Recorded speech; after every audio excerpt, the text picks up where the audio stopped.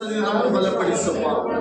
ಎಲ್ಲರೂ ಸ್ತುತಿಸೋಣ ಈ ಸಮಯದಲ್ಲಿ. ಬಣ್ಣದ ಲೋಕದಲ್ಲಿ ನನ್ನ ಪಾತ್ರ ಏನೆಂಬುದಾಗಿ ನಾವು ಗುರುತಿಸಿಕೊಳ್ಳೋಣ.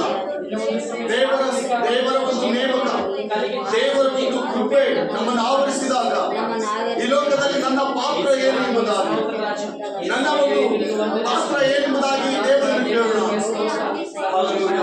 ಈ ಲೋಕಕ್ಕೆ ನಾವು ಸೀಮಿತರ, ಈ ಲೋಕದಲ್ಲಿ ನಾವು ಇರುವ, ಈ ಲೋಕದಲ್ಲಿ ಬಂದ ಆಕರ್ಷಣೆಗೆ ನಾವು ಸಂಬಂಧಪಟ್ಟವರ. ನಮ್ಮನ್ನು ನಾವು ಪರೀಕ್ಷೆ ಮಾಡಿಕೊಳ್ಳೋಣ. ದೀನರ ಮೇಲೆ ಆತನ ದಯೆ ಕನಿಕರವು ಸದಾ ಕಾಲ ಇರುವುದು. ದೀನರನ್ನು ಧರಿಸಲಾತನು ಶಕ್ತನು, ಬಳಲಿದವರನ್ನು ಆಶೀರ್ವಾದ ಮಾಡಲು ಶಕ್ತನು. ಎಲ್ಲರೂ ಹಾಲೆಲೂಯಾ. ಅಪ್ಪ, ಮುಂಜಾನೆ ನನ್ನನ್ನು ದರ್ಶಿಸಿ ಎಂಬುದಾಗಿ ಎಲ್ಲರೂ ಹೇಳಬೇಕೆಂದು ಆರಾಧನೆ ಮಾಡೋಣ. ಮುಂಜಾನೆ ನನ್ನನ್ನು ದರ್ಶಿಸಪ್ಪ, ನನ್ನನ್ನು ವಿಶೇಷವಾಗಿ ಆಶೀರ್ವಾದ ಮಾಡು. ನನಗೆ ಸಹಾಯಕನು ನೀವೇ. ಯಾರಾದರೂ ನಿಮ್ಮನ್ನು ಸ್ತುತಿಸುವಂತೆ ಭಾಗ್ಯ, ಯಾರಾದರೂ ನಿಮ್ಮನ್ನು ಸ್ತುತಿಸುವಂತ ಒಂದು ದೇವರೇ ಸಹಾಯ ಮಾಡಿದ ವಿಧಾನಕ್ಕಾಗಿ ಸ್ತೋತ್ರ ಎಂಬುದಾಗಿ. ನಿಮ್ಮ ಸಹಾಯ ಮುಂದೆ ಹೋದರೆ ಯಾವ ಮನುಷ್ಯನಿಗೆ ಮುಖ್ಯ ಬೇರೆ ಕ್ಷಣ ಮಾತ್ರದಲ್ಲಿ ನಿಲ್ಲಲು ಸಾಧ್ಯವಿಲ್ಲಪ್ಪ. ಈ ದಿನ ನಾವು ಜೀವಂತವಾಗಿದ್ದೀವಲ್ಲ,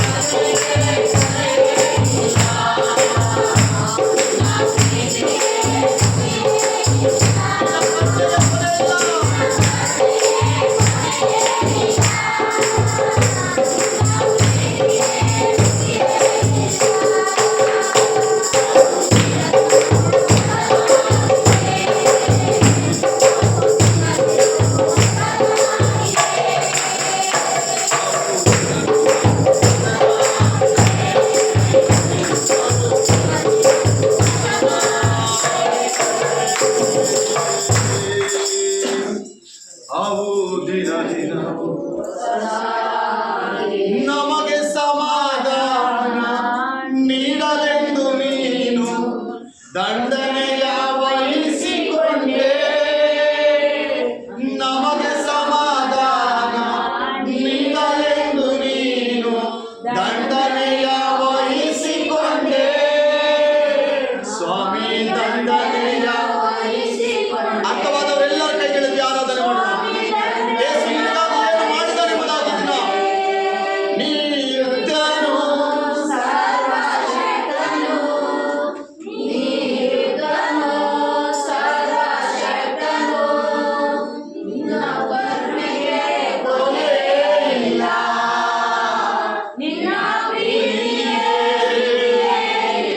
ಎಲ್ಲರೂ ಚಪ್ಪಳ ಹೊಡೆದು ನಿನ್ನ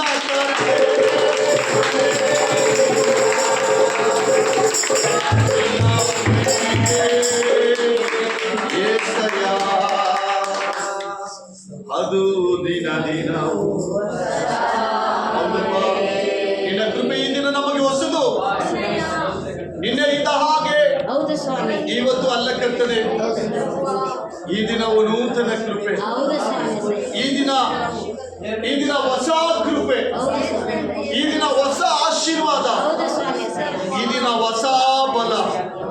ಅಯ್ಯ, ನಿನ್ನ ಕರುಣೆಗೆ ಕೊಟ್ಟೇ ಇಲ್ಲ, ನಿನ್ನ ಪ್ರೀತಿಗೆ ಮಿತಿಯೇ ಇಲ್ಲ. ನಮ್ಮವರೆಲ್ಲರೂ ಸ್ತೋತ್ರಗಳನ್ನು ಸಲ್ಲಿಸುತ್ತಾರೆ. ನಿಮ್ಮ ಬಾಯಿಯಿಂದ ಆತನನ್ನು ಕೊಂಡಾಡಿ ನಿನ್ನ ಜೀವಿತದಲ್ಲಿ ಮಾಡಿದ ಪ್ರತಿ ಕಾರ್ಯಗಳನ್ನು ಯೇಸು ಸ್ವಾಮಿಯ ಸಮ್ಮುಖದಲ್ಲಿ ಆತನಿಗೆ ಕೃತಜ್ಞತೆ ಸ್ತುತಿಯನ್ನು ಸಲ್ಲಿಸಿರಿ. ಆತನು ಒಳ್ಳೆಯವನು, ಆತನು ಮನಮರುಗುವ ದೇವರು. ನಿನ್ನ ಜೀವಿತದಲ್ಲಿ ನಿನಗೇನಾದರೂ ಆದರೆ ಆತನು ತಡೆಕೊಳ್ಳಲು ದೇವರಲ್ಲ, ಆದರೆ ಆತನು ನೋಡದಂತಿರುವ ದೇವರಲ್ಲ. ಆತನು ನಿನ್ನನ್ನು ಪ್ರೀತಿಸುವ ದೇವರಾಗಿದ್ದಾನೆ. ಆತನ ಪ್ರೀತಿಗೆ ನಾವೆಲ್ಲರೂ ಪಾತ್ರರು. ಆತನ ಕರುಣೆಗೆ, ಆತನ ಕರುಣೆಯಲ್ಲಿ ನಾವೆಲ್ಲರೂ ಕೂಡ ಪಾತ್ರರೇ. ಎಲ್ಲರೂ ಸ್ತೋತ್ರ ಮಾಡೋಣ, ಎಲ್ಲರೂ ಸ್ತೋತ್ರ ಮಾಡೋಣ. ಸ್ತುತಿಗಳನ್ನು ಸಲ್ಲಿಸ್ತಾ, ಸ್ತುತಿಗಳನ್ನು ವಂದನೆಗಳನ್ನು ಸಲ್ಲಿಸ್ತಾ. ಅಯ್ಯ, ನಮ್ಮ ಜೀವಿತದಲ್ಲಿ ನೀನು ಎಷ್ಟು ಆಶೀರ್ವಾದ ಮಾಡಿದೆ. ಈ ದಿನ ನನ್ನ ಜೀವಿತದಲ್ಲಿ ಹೊಸದು. ಈ ದಿನವು ನನ್ನ ಜೀವಿತದಲ್ಲಿ ಹೊಸದು. ಈ ಹೊಸ ದಿನವನ್ನು ನೋಡಲಿಕ್ಕೆ ನನಗೆ ಸಹಾಯ ಮಾಡಲಿಕ್ಕಾಗಿ ಸ್ತೋತ್ರ. ಇದೆಲ್ಲ ನಿನ್ನ ಕರುಣೆ, ಇದೆಲ್ಲ ನಿನ್ನ ಕೃಪೆ.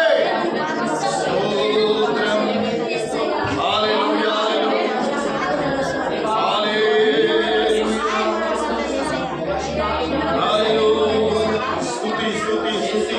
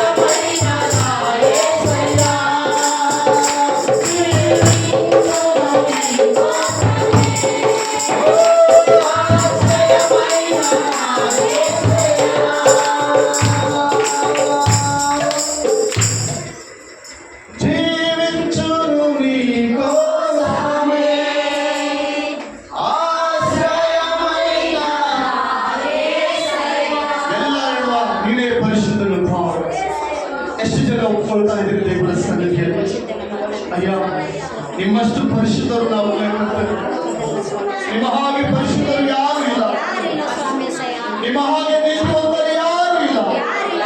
ಎಲ್ಲರ ಬಾಯಿಗಳಿಂದ ಹೇಳೋಣ, ನೀನು ಪರಿಶುದ್ಧನು, ನೀನು ಪರಿಶುದ್ಧನು, ಪರಿಶುದ್ಧರಲ್ಲಿ ಅತಿ ಪರಿಶುದ್ಧನು ನನ್ನ ಯೇಸು ಎಂಬುದಾಗಿ, ಪರಿಶುದ್ಧರಲ್ಲಿ ಅತಿ ಪರಿಶುದ್ಧನು ನನ್ನ ಯೇಸು ಎಂಬುದಾಗಿ.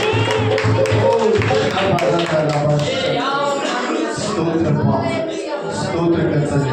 ಹಾಲೆಲೂಯಾ. ಎಲ್ಲರ ಕೈಗೆತ್ತೇವೆ, ಎಲ್ಲರ ಕೈಗೆತ್ತೇವೆ. ಹಾಲೆಲೂಯಾ. ಸಾರಿಪಯುನ್ನ ಪಾತ್ರಗಳನ್ನು చేజారిపోనివ్వక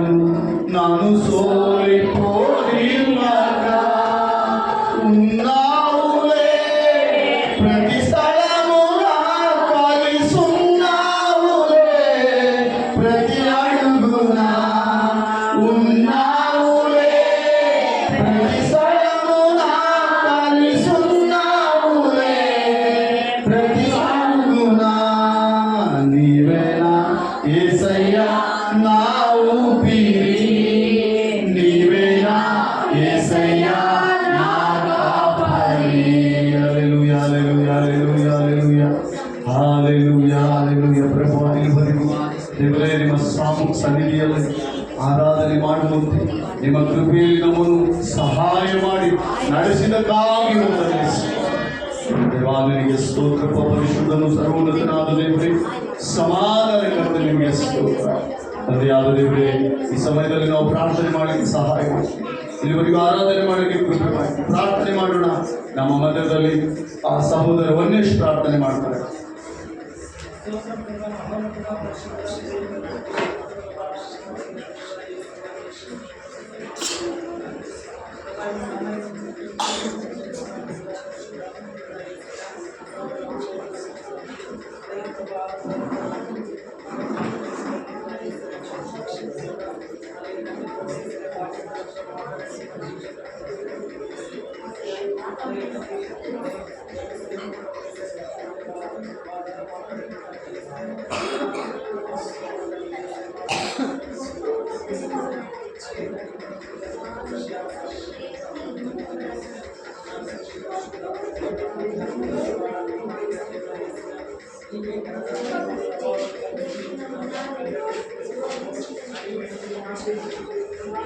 amen, amen, amen. Praise the lord.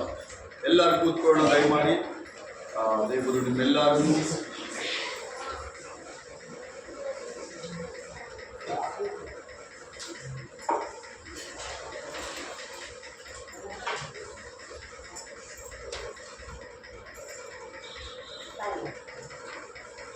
Hallelujah.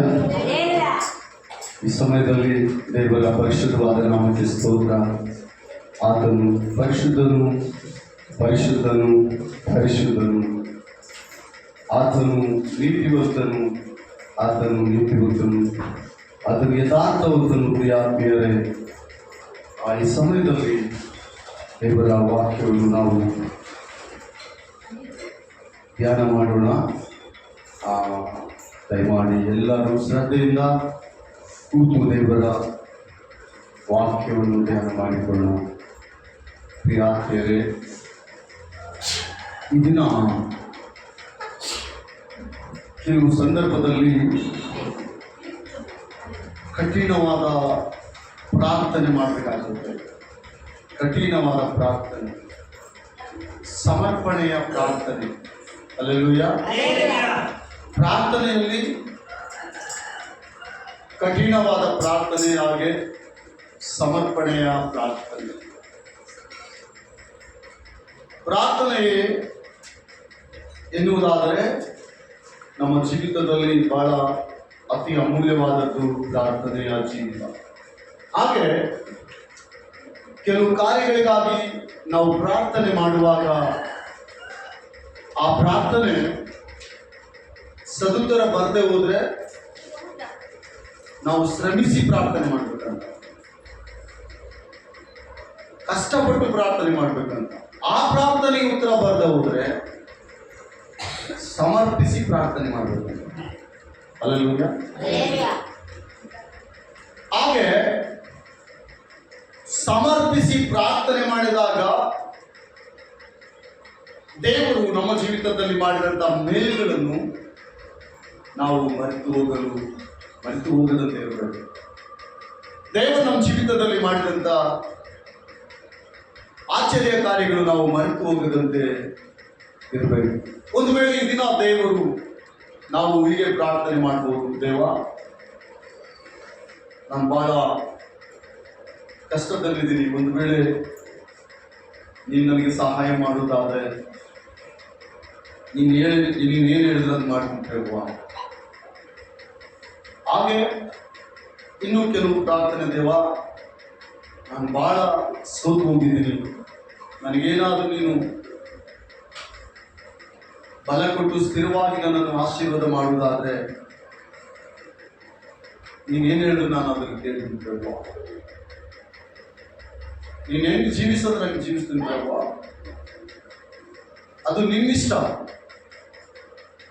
ನಾನು ಒಂದು ವೇಳೆ ಈ ದಿನ ಸರ್ವ ಸಂಪತ್ತಿನಲ್ಲಿ ಇರ್ಬೋದು, ಇಲ್ಲದೆ ಹೋದಲ್ಲಿ ದರಿದ್ರ ಸ್ಥಿತಿಯಲ್ಲಿ ಇರ್ಬೋದು. ಆದರೆ ಇವೆರಡು ಮಧ್ಯದಲ್ಲಿ ನೀನೇನು ಹೇಳ್ತೀಯೋ ಅದನ್ನು ನಾನು ಕೇಳಿ ಅದರಂತೆ ನಾನು ಜೀವಿಸ್ತೇನೆ ಎಂಬುದಾಗಿ ತೀರ್ಮಾನದ ಪ್ರಾರ್ಥನೆ. ಹಾಗೆ ನಾವು ಮಾಡುವಾಗ ದೇವರು ನಮ್ಮ ಮಧ್ಯದಲ್ಲಿ ಕಾರ್ಯವನ್ನು ಸಾಧಿಸಿ ನಮ್ಮನ್ನು ಜಯಪ್ರದವಾಗಿ ಆತನು ನಡೆಸಲು ಶಕ್ತನಾಗಿದ್ದಾನೆ. ಆದರೆ ಸಮರ್ಪಣೆಯ ಪ್ರಾರ್ಥನೆ ಇದೆಯಲ್ಲ, ಅದು ದೇವರು ಮರೆತು ಹೋಗಲ್ಲ. ಹಾಗೆ ಕೆಲವು ಸಾರಿ ಸ್ವಲ್ಪ ಪ್ರಾರ್ಥನೆ ಮಾಡಿದ್ರೆ ಕಾರ್ಯ ಸಿದ್ಧಿಗೆ ಬರ್ತದೆ. ಕೆಲವು ಸಾರಿ ಮನುಕಾಲಾಗಿ ಪ್ರಾರ್ಥನೆ ಮಾಡಿ, ಉಪವಾಸ ಪ್ರಾರ್ಥನೆ ಮಾಡಿ, ಏನು ಪ್ರಾರ್ಥನೆ ಮಾಡಿದ್ರು ಸದುತ್ತರ ಬರಲ್ಲ. ಇದಕ್ಕೆ ಕಾರಣ ಕೆಲವೊಂದು ಕಾರಣಗಳಿರ್ತಾವೆ, ಅದು ನಮಗೆ ಗೊತ್ತಾಗಲ್ಲ. ಅಂತ ಸಂದರ್ಭದಲ್ಲಿ ಪ್ರಭಾ ಸಮರ್ಪಣೆಯ ಪ್ರಾರ್ಥನೆ, ಸಮರ್ಪಣೆಯ ಪ್ರಾರ್ಥನೆ ಏನು ಪ್ರಿಯರೇ? ಸಮರ್ಪಣೆ ಅಂದ್ರೆ ಏನು? ದೇವ, ನಾನೇನಾದರೂ ಚೆನ್ನಾಗಿದ್ರೆ, ನನಗೇನಾದರೂ ಆರೋಗ್ಯ ಕೊಟ್ಟರೆ ನೀನು ಸೇವೆ ಮಾಡ್ತೀನಿ ಪ್ರಭಾ. ಕೆಲವರು ಹಿಂಗೆ ಸೇವೆಯಲ್ಲಿದ್ದಾರೆ, ದೈವ ಸೇವಕರು. ಕೆಲವು ಸ್ತ್ರೀ ಪುರುಷರು ಆರೋಗ್ಯವಿಲ್ಲದಾಗ ದೇವರನ್ನು ಪ್ರಾರ್ಥಿಸಿ ಆರೋಗ್ಯ ಹೊಂದಿಕೊಂಡು ದೇವರು ಆರೋಗ್ಯ ಕೊಟ್ಟದಂತ ಅದನ್ನು ಮರೆಯದಂತೆ ಸಮಸ್ತವನ್ನು ತ್ಯಾಗ ಮಾಡಿ ದೇವರ ಸೇವೆಯಲ್ಲಿದ್ದಾರೆ. ಬಹಳ ಐಶ್ವರ್ಯವಂತರು ಕೂಡ ದೇವರ ಸೇವೆಗೆ ಬಂದು ಏನು ಇಲ್ಲದ ಸ್ಥಿತಿಯಲ್ಲಿ ಬದುಕ್ತಾ ಇದ್ದಾರೆ. ಎಲ್ಲ ಇದ್ದವರು ಕೂಡ, ಒಳ್ಳೆ ಉನ್ನತ ಸ್ಥಿತಿಯಲ್ಲಿದ್ದವರು ಕೂಡ ದೇವರಿಗಾಗಿ ಜೀವಿಸ್ತಾ ಇದ್ದಾರೆ. ಹಾಗೆ ಏನಿಲ್ಲದವರು ಕೂಡ, ದರಿದ್ರರು ಕೂಡ ದೇವರವರು ನಡೆದಾಗ ಅವರು ದೇವರಿಗಾಗಿ ಸಮರ್ಪಣೆ ಮಾಡಿಕೊಂಡು ದೇವರಲ್ಲಿ ಸ್ಥಿರಚಿತ್ತರಾಗಿ ಸ್ಥಿರವಾಗಿ ನಿಂತಿದ್ದಾರೆ. ಒಂದು ಒಡಂಬಡಿಕೆ, ಒಂದು ಸಮರ್ಪಣೆ ಜೀವಿತ. ಹಾಗೆ ಕೆಲವರು ದೇವರ ಸಮರ್ಪಣೆ ಜೀವಿತ ದೇವರ ಆಶೀರ್ವಾದ ಮಾಡಿದಾಗ ಆ ಮಾರ್ಗವನ್ನು ಬೇಗನೆ ಬಿಟ್ಟು ಹೋಗುವವರಾಗಿದ್ದಾರೆ. ಆದ್ದರಿಂದ ಮತ್ತೆ ಮರು ಪ್ರಾರ್ಥನೆಯಲ್ಲಿ ದೇವರು ಕರುಣೆ ತೋರ್ಬೋದು, ಮತ್ತೆ ಮೊದಲು ಕಾರ್ಯ ಅವರ ಚಿತ್ತದಲ್ಲಿ ನಡಲಿಕ್ಕೆ ಸಾಧ್ಯವಾದ. ಈ ದಿನ ದೇವರ ವಾಕ್ಯವನ್ನು ನೋಡಿಕೊಳ್ಳೋಣ. ಒಬ್ಬ ಭಕ್ತನಿದ್ದಾನೆ ಸತ್ಯವೇದದಲ್ಲಿ, ಆತನ ಜೀವಿತ ಚರಿತ್ರೆ ಈ ದಿನ ನಾವು ಧ್ಯಾನ ಮಾಡಿಕೊಳ್ಳೋಣ. ಆ ಭಕ್ತನ ಚರಿತ್ರೆ ಈ ದಿನ ನಾವು ಧ್ಯಾನ ಮಾಡಿಕೊಳ್ಳೋಣ. ನಮ್ಮ ಜೀವಿತ ಹೆಂಗೆ ಇರಬೇಕು ಎನ್ನುವ ಒಂದು ವಿಧಾನದಲ್ಲಿ ನಾವು ಧ್ಯಾನ ಮಾಡಿಕೊಳ್ಳೋಣ. ಪ್ರೇರೆ ನ್ಯಾಯಸ್ಥಾಪಕರ ಪುಸ್ತಕ 11ನೇ ಅಧ್ಯಾಯ 29ನೇ ವಚನ. ನ್ಯಾಯಸ್ಥಾಪಕರು, ಬುಕ್ ಆಫ್ ಜಡ್ಜ್, ನ್ಯಾಯಸ್ಥಾಪಕರ ಪುಸ್ತಕ 11ನೇ ಅಧ್ಯಾಯ 29ನೇ ವಚನ. ಮೈಕ್ ಕೊಡ್ರಿ, ಹೋದವರಿಗೆ ಯಾರಾದ್ರೂ ಬೈಬಲ್ ಓದ್ತಾರಂದ್ರೆ ಅವ್ರಿಗೆ ಮೈಕ್ ಕೊಡ್ರಿ, ಮೈಕ್ ಕೊಡ್ರಿ, ಎಲ್ಲರಿಗೂ ಕೇಳಿಸ್ಬೇಕು. ದೇವರ ವಾಕ್ಯ ಎಲ್ಲರಿಗೂ ಕೇಳಿಸ್ಬೇಕು.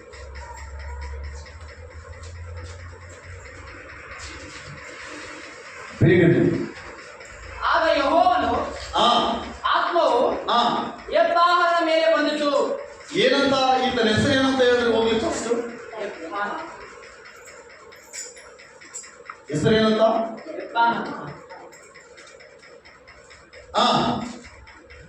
ಯೆಪ್ತಾಹನ ಮೇಲೆ ಬಂದಿತು.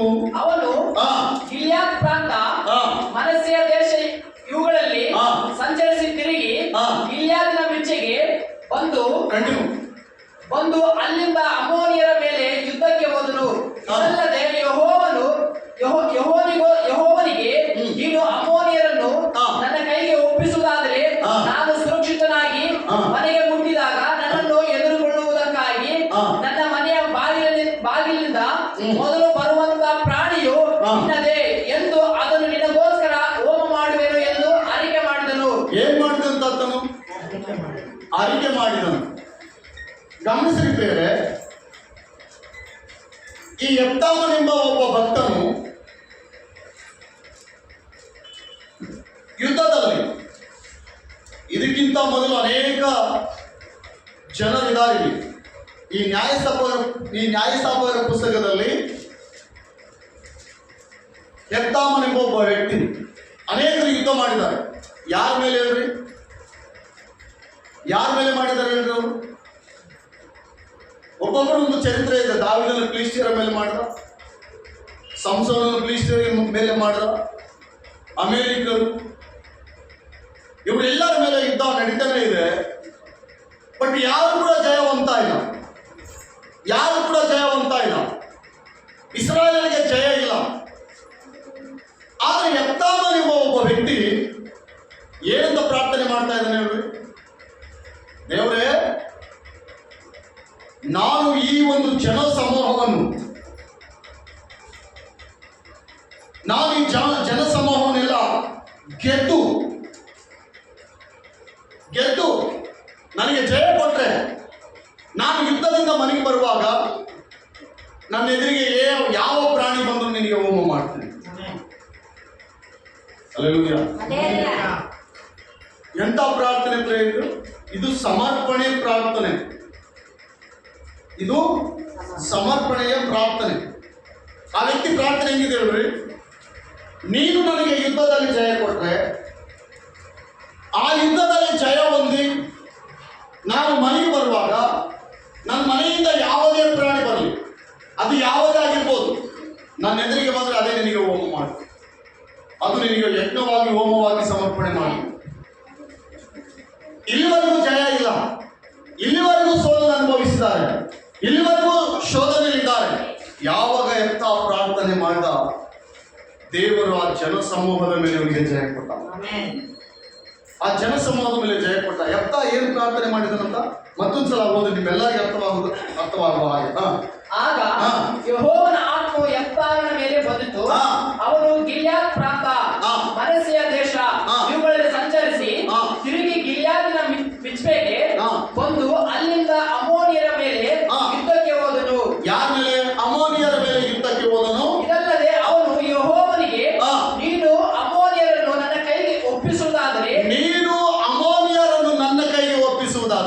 ನಾನು ಸುರಕ್ಷಿತನಾಗಿ ಮನೆಗೆ ಮುಟ್ಟಿದಾಗ, ಜೀವಂತವಾಗಿ ಮನೆಗೆ ಮುಟ್ಟಿದಾಗ ನನ್ನನ್ನು ಎದುರುಗೊಳ್ಳುವುದಕ್ಕಾಗಿ ನನ್ನ ಮನೆಯ ಬಾಗಿಲಿನಿಂದ ಮೊದಲು ಬರುವಂತ ಪ್ರಾಣಿಯು ಎಲ್ಲಿಂದ ಪ್ರಾರ್ಥನೆ ಪ್ರಾರಂಭ ಹೇಳ್ರಿ? ಪ್ರಾರ್ಥನೆ ನನ್ನ ಮನೆಯಿಂದ, ನನ್ನ ಮನೆಗೆ ಸೇರಿದ್ರೆ, ನನ್ನ ಮನೆಯೊಳಗಿಂದ ಯಾವುದೇ ಪ್ರಾಣಿ ನನ್ನ ಎದುರಿಗೆ ಬಂದ್ರೆ ಮೊದಲು ಬರೋದು ಯಾರು ಹೇಳ್ರಿ? ಮೊದಲು ಮನೆಯಿಂದ ಹೊರಗೆ ಬರೋದು ಯಾರು ಹೇಳ್ರಿ? ಮಕ್ಕಳು ಬರ್ತಾರೆ, ಇಲ್ಲದೆ ಹೋದ್ರೆ ಏತಿ ಬರ್ತಾರೆ. ಇವ್ರು ಬಿಟ್ಟರೆ ಯಾರು ಬರಲ್ಲಲ್ವಾ? ಯಾರು ಬರಲ್ಲ, ಇವರೇ ಫಸ್ಟ್ ಬರೋದು.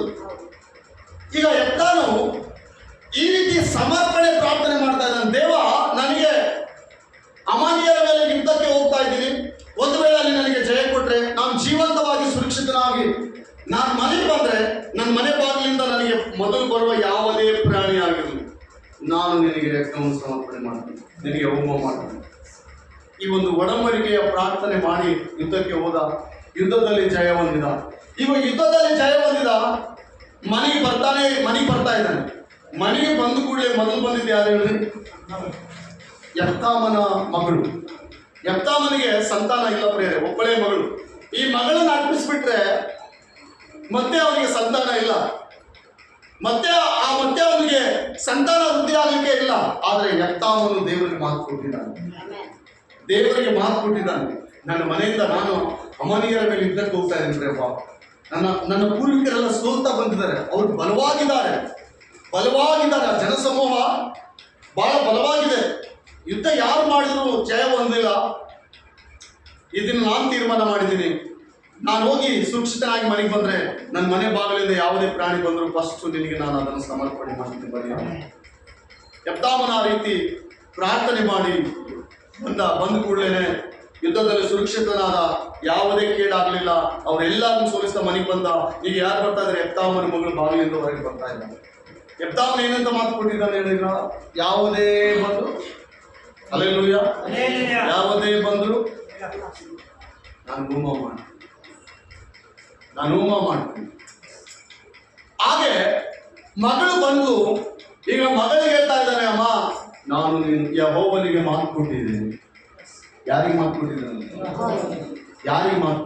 ನರಮನುಷ್ಯರಿಗೆಲ್ಲ ದೇವರಿಗೆ ಮಾತು ಕೊಟ್ಟ ಆ ವ್ಯಕ್ತಿ ಹೇಳ್ತಾ ಇದ್ದಾನೆ, ನಾನು ಬರೀ ಸಮರ್ಪಣೆ. ಕೆಲವೊಂದು ಸಾರಿ ಪ್ರಿಯರೇ, ನಿಮ್ಮ ಜೀವಿತದಲ್ಲಿ, ನಮ್ಮ ಜೀವಿತದಲ್ಲಿ ನಾವು ಹಿಂಗೆ ಇರ್ತು ಪ್ರೇಮ, ಹಿಂಗೆ ಮಾಡ್ತು ಪ್ರೇಮ, ಹಿಂಗಿರ್ಬೇಕಂತ ಆಶಿಸ್ತು ಪ್ರೇಮ ಅಂತ ಹೇಳಿದವರು ಹಲವಾರು ಸಾರಿ ಚೇಂಜ್ ಆಗಿಬಿಡ್ತಾರೆ, ಹಲವಾರು ಸಾರಿ ರಿವರ್ಸ್ ಆಗಿಬಿಡ್ತಾರೆ, ಹಲವು ಸಾರಿ ಟರ್ನ್ ಆಗಿಬಿಡ್ತಾರೆ. ಭಕ್ತಿಯ ಜೀವಿತದಲ್ಲಿ ಯೆಫ್ತಾಹನಂತ ಭಕ್ತಿ ವೃತ್ತಿ ನಮ್ಮ ಎಲ್ಲರಲ್ಲಿ ಇರಬೇಕು. ಒಂದು ತೀರ್ಮಾನ ನಮ್ಮಲ್ಲಿ ಇರಬೇಕು. ಒಂದು ತೀರ್ಮಾನ. ಪ್ರಾರ್ಥನೆ ಕಾರ್ಯ ಆಗಲಿದ್ದಾಗ, ಅನೇಕ ಸಂದರ್ಭದಲ್ಲಿ ನಿಮಗೋಸ್ಕರ ಅನೇಕರು ಯಾರೋ ಪ್ರಾರ್ಥನೆ ಮಾಡಿದಾಗ ಆ ಪ್ರಾರ್ಥನೆ ನೆರವೇರಿದಾಗ ನೀವು ಆ ಪ್ರಾರ್ಥನೆಗೆ ಕೃತಜ್ಞತೆ ಉಳ್ಳವರಾಗಿರ್ಬೇಕು. ದೇವರು ನಿಮ್ಗೆ ನೀವು ದೇವರ ಮುಂದೆ ಏನು ಮಾತು ಕೊಡ್ತಾ ಇದ್ದೀರೋ ಅದು ಬಹಳ ಪ್ರಾಮುಖ್ಯ. ನೀವು ನರಮನುಷ್ಯರಿಗೆಲ್ಲ ಮಾತು ಕೊಡ್ತಾ ಇರೋದು, ನರಮನುಷ್ಯರಿಗೆಲ್ಲ ಮೊಣಗಾಲಾಗಿ ನಾವು ಪ್ರಾರ್ಥನೆ ಮಾಡೋದು, ಸಾಕ್ಷಾತ್ ದೇವಾದಿ ದೇವರಿಗೆ, ಸರ್ವವನ್ನಾಳುವ ಸರ್ವಶಕ್ತನಾದ ದೇವರ ಸಮ್ಮುಖದಲ್ಲಿ ನಮ್ಮ ಪ್ರಾರ್ಥನೆ ಹೋಗ್ತಾ ಇರ್ತದೆ. ನಾವು ಏನು ಪ್ರಾರ್ಥನೆ ಮಾಡ್ತಾ ಇದ್ದೀವಿ ಪ್ರಭಾ ಇದು ಮಾಡಲ್ಲ ಅಂತ ಹೇಳಿದ್ರೆ ಅದು ನೀನು ಮಾಡಬಾರ್ದು. ದೈವ ವಚನದಲ್ಲಿ ನೀನು ಹಿಂಗಿರ್ಬೇಕಂತ ಹೇಳಿದ್ರೆ ನೀನು ಹಂಗಿರ್ಬೇಕು. ನಿನ್ನ ಕುಟುಂಬ ನಿನ್ನ ಅಧೀನದಲ್ಲಿರ್ಬೇಕು. ನೀನು ಯಾವನ್ನ ಸಮರ್ಪಣೆ ಮಾಡ್ಲಿಕ್ಕೆ ಅಂತ ಯೆಫ್ತಾವನ ಮಗಳು ಕೇಳಿಲ್ಲ. ತನ್ನ ಕುಟುಂಬವನ್ನು ಕಂಟ್ರೋಲಲ್ಲಿ ಇಟ್ಟುಕೊಳ್ಳೋದವನು ಯೆಹೋವನಿಗೆ ಹೇಯವಾದವನು. ಯೆಹೋವನಿಗೆ ಸಂಬಂಧಪಟ್ಟವನಲ್ಲ, ಅವನು ಹೇಯವಾದವನು. ನಾನು ಹೇಳ್ತಾ ಇಲ್ಲ, ಆ ಮಾತು ನಾನು ಹೇಳ್ತಾ ಇಲ್ಲ, ದೇವರ ವಾಕ್ಯದಲ್ಲಿ ಹೇಳ್ತಾ. ನಮ್ಮ ಕುಟುಂಬ ನೋಡ್ರಿ, 11:34 ಓದ್ರಿ ಯಾರು? 11:34.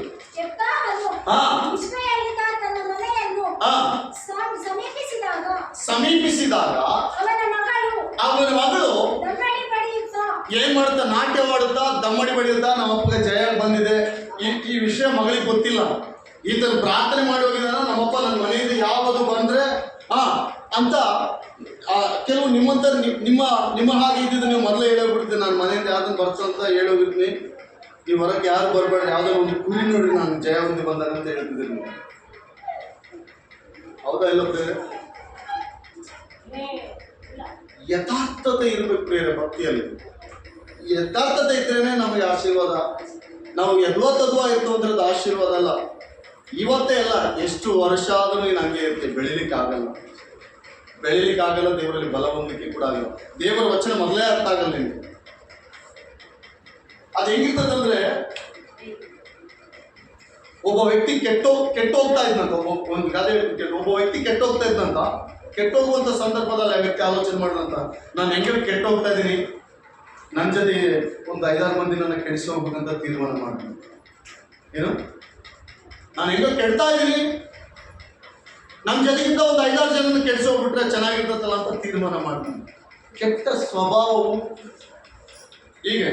ಈಗ ಆ ವ್ಯಕ್ತಿ ಆಲ್ರೆಡಿ ಕೆಟ್ಟೋಗಿದ್ದಾನೆ. ಆ ವ್ಯಕ್ತಿ ಮಾತು ಕೇಳಿದವ್ರು ಮಾತ್ರ ಕೆಟ್ಟೋಗ್ಲಿಕ್ಕೆ ಸಾಧ್ಯ. ಆ ವ್ಯಕ್ತಿಯಿಂದ ದೂರ ಇದ್ದವ್ರು ಕೆಟ್ಟೋಗ್ಲಿಕ್ಕೆ ಸಾಧ್ಯನೇ ಇಲ್ಲ. ಆ ಸ್ತ್ರೀ ಸರಿ ಇಲ್ಲ ಅಂತ ಹೇಳಿದ್ರೆ ಆ ಸ್ತ್ರೀಯಿಂದ ದೂರ ಇದ್ದವರು ಕೆಟ್ಟೋಗ್ಲಿಕ್ಕೆ ಸಾಧ್ಯನೇ ಇಲ್ಲ. ಯಾಕಂದ್ರೆ ಅವ್ರ ಬಗ್ಗೆ ನಮ್ಗೆ ಗೊತ್ತಾಗಿರ್ತದಲ್ಲ, ಅವ್ರಿಂದ ಸ್ವಲ್ಪ ಜಾಗ್ರತೆ ಹೊಂದಿದ್ರೆ ನಾವು ಕೆಟ್ಟೋಗ್ಲಿಕ್ಕೆ ಸಾಧ್ಯನೇ ಇಲ್ಲ. ನಾವು ಆದ್ರೆ ಹಂಗೆ ಹೇಳ್ತಿದ್ವಿ, ಗೊತ್ತಿಲ್ಲ ನಿಮ್ಮಲ್ಲಿ ಕೆಲವರು, ನಾನು ದೇವ್ರಿಗೆ ವಾಗ್ದಾನ ಮಾಡಿದ್ದೀನಿ, ಒಂದು 10,000 ಕುರಿ ತಂದ್ಬಿಡು, ಯಾವಾಗ ನಾನು ಜಯವಂತ ಬಂದಾಗ ಆ ಕುರಿ ನಿಂಗೆ ಹೊಡ್ಬಿಡು, ಆ ಕುರಿನ ಬಲಿ ಕೊಟ್ಬಿಡು. ಆದರೆ ಯೆಫ್ತಾಮನು ಪ್ರಾರ್ಥನೆ ಮಾಡಿದ್ರು ದೇವರಿಗೆ ಮಾತ್ರ ಗೊತ್ತು, ಮನೆಯಲ್ಲಿ ಯಾರಿಗೂ ಗೊತ್ತಿಲ್ಲ. ಜಯ ಹೊಂದಿದ ಬಂದ, ನಾಟ್ಯ ಮಾಡುತ್ತಾ, ದಮ್ಮಡಿ ಬಡಿಯುತ್ತಾ, ಯೆಫ್ತಾಮನ ಮಗಳು ಬರ್ತಾ ಇದ್ದಾಳೆ ಹೊರಗಡೆ. ಬರ್ತಾ ಇರ್ಬೇಕಾದ್ರೆ ಯೆಫ್ತಾಮನು ಹೇಳ್ತಾನೆ, ಮಗಳೇ ನಾನು ಯೆಹೋವನಿಗೆ ಮಾತು ಕೊಟ್ಟಿದ್ದೀನಿ. ಏನಂತ? ನನ್ನ ಮನೆಯಿಂದ ಯಾವುದೇ ವಸ್ತು ಬಂದರೂ ಬಲಿ ಕೊಡ್ತೀನಿ ಎಂಬುದಾಗಿ ನಾನು ಮಾತು ಕೊಟ್ಟಿದ್ದೀನಿ. ಈಗ ಯೆಫ್ತಾಮನ ಮಗಳು ಹೇಳಿರ್ಬೋದು, ನೀನು ಯಾರು ನನ್ನ ಕೇಳಿ ಮಾತು ಕೊಟ್ಟ್ಯಾ? ಅಲ್ಲೇಲೂಯಾ, ನನ್ನ ಕೇಳಿ ಮಾತು ಕೊಟ್ಟೇನಪ್ಪ ನೀನು? ಯಾವನಿಗೆ ಕೊಡ್ತಾ ಇದ್ದೀನಿ ನೀನು ಮಾತು? ಅಲ್ಲೇಲೂಯಾ. ಚಿಕ್ಕ ಮಕ್ಕಳ ತಂದೆ ತಾಯಿ ಎದುರು ಮಾತಾಡಿದಂತ ಒಂದು ಕಾರ್ಯ ನಾವು ನೋಡ್ತಾ ಇದ್ದೀವಿ ಸಂದರ್ಭದಲ್ಲಿ. ಕೆಲವು ಕುಟುಂಬಗಳಲ್ಲಿ ನಾವು ಚಿಕ್ಕ ಮಕ್ಕಳೇ ಬಹಳ ಭಯಂಕರವಾಗಿರ್ತಾರೆ. ಅವ್ರು ಹೆಂಗಿರ್ತಾರೆ ಅಂದ್ರೆ ಚೋಳಿಗಿಂತಲೂ ಬಹಳ ಚುರುಕಾಗಿರ್ತಾರೆ. ಚೋಳು ಕಡೆಯಲ್ಲ, ಸುಮ್ಮನೆ ಮುಟ್ದಷ್ಟೇ, ಆದ್ರೆ ಅದು ವಿಷಯ ಆಲ್ರೆಡಿ ನಮ್ಮ ಶರೀರದಲ್ಲಿ ಸೇರಿರುತ್ತೆ. ಹಾಗೆ ಕೆಲವರು ಮಕ್ಕಳು ಅಂದ್ರೆ ಈ ಮಕ್ಕಳು ಹೆಂಗಿದ್ದಾರೆ ಅಂದ್ರೆ ಅವ್ರ ತಂದೆ ತಾಯಿ ಹೆಂಗಿದ್ದಾರೆ.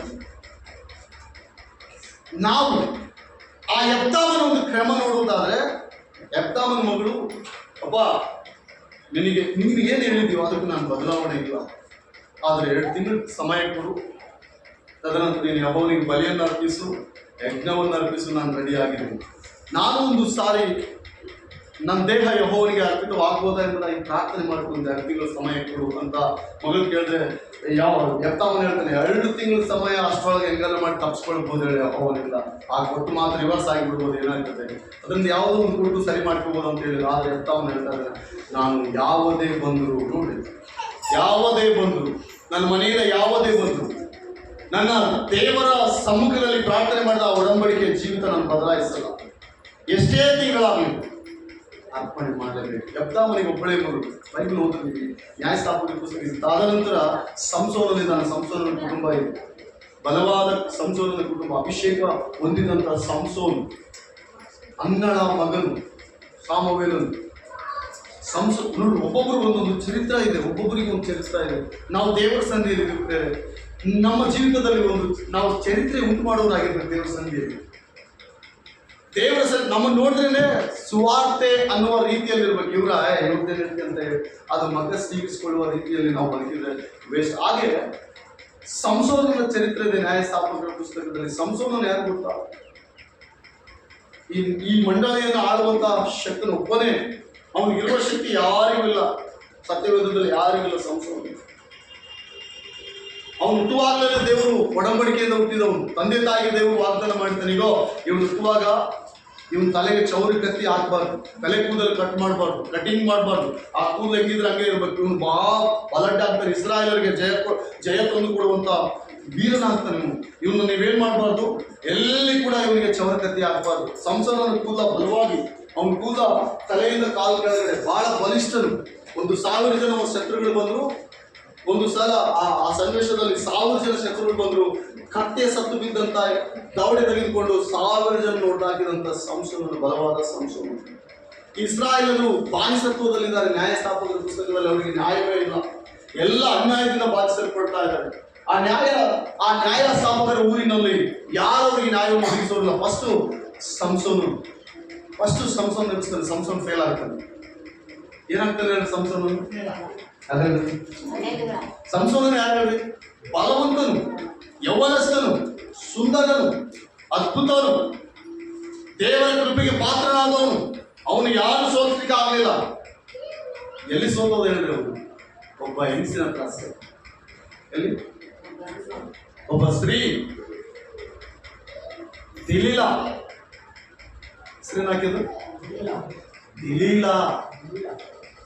ಆಕೆ ಮೋಹಿಸ್ದ, ಈಕೆ ನನಗೆ ಬೇಕಂತ ಆಕೆ ಹತ್ರ ಹೋದ.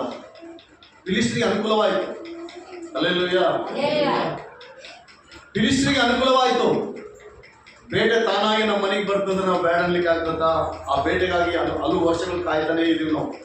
ಅದೇ ಇವತ್ತು ನಮ್ಮ ಮನೆ ಬಂದು ತೂರಿದೆ ಅಂದ್ರೆ ನಾವು ಬಿಡಬಾರ್ದು ಅದನ್ನ.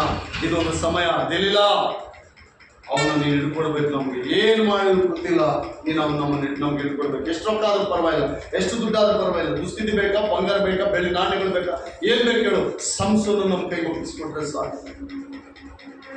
ಅವ್ರ ತಂದೆ ತಾಯಿ ಹೇಳ್ತಾರೆ, ಬೇಡಪ್ಪ, ಆ ಊರಿನಲ್ಲಿ ನಿನಗೆ ವಿವಾಹ ಹುಡುಗಿ ಬೇಕಾಗಿಲ್ಲ. ಆ ಊರಿಗೆ ನಮ್ಗೆ ಆಪೋಸಿಟ್ ಇದೆ. ಆ ಜನರು ನಮ್ಗೆ ದೇವರ ಸಮ್ಮುಖದಲ್ಲಿ ಇದ್ದವರು ಅಲ್ಲ. ಅವರು ದೇವರ ಸಮ್ಮುಖದಲ್ಲಿ ಇದ್ದಂತೆ ಇರ್ತಾರೆ, ಆದ್ರೆ ದರಿದ್ರರು.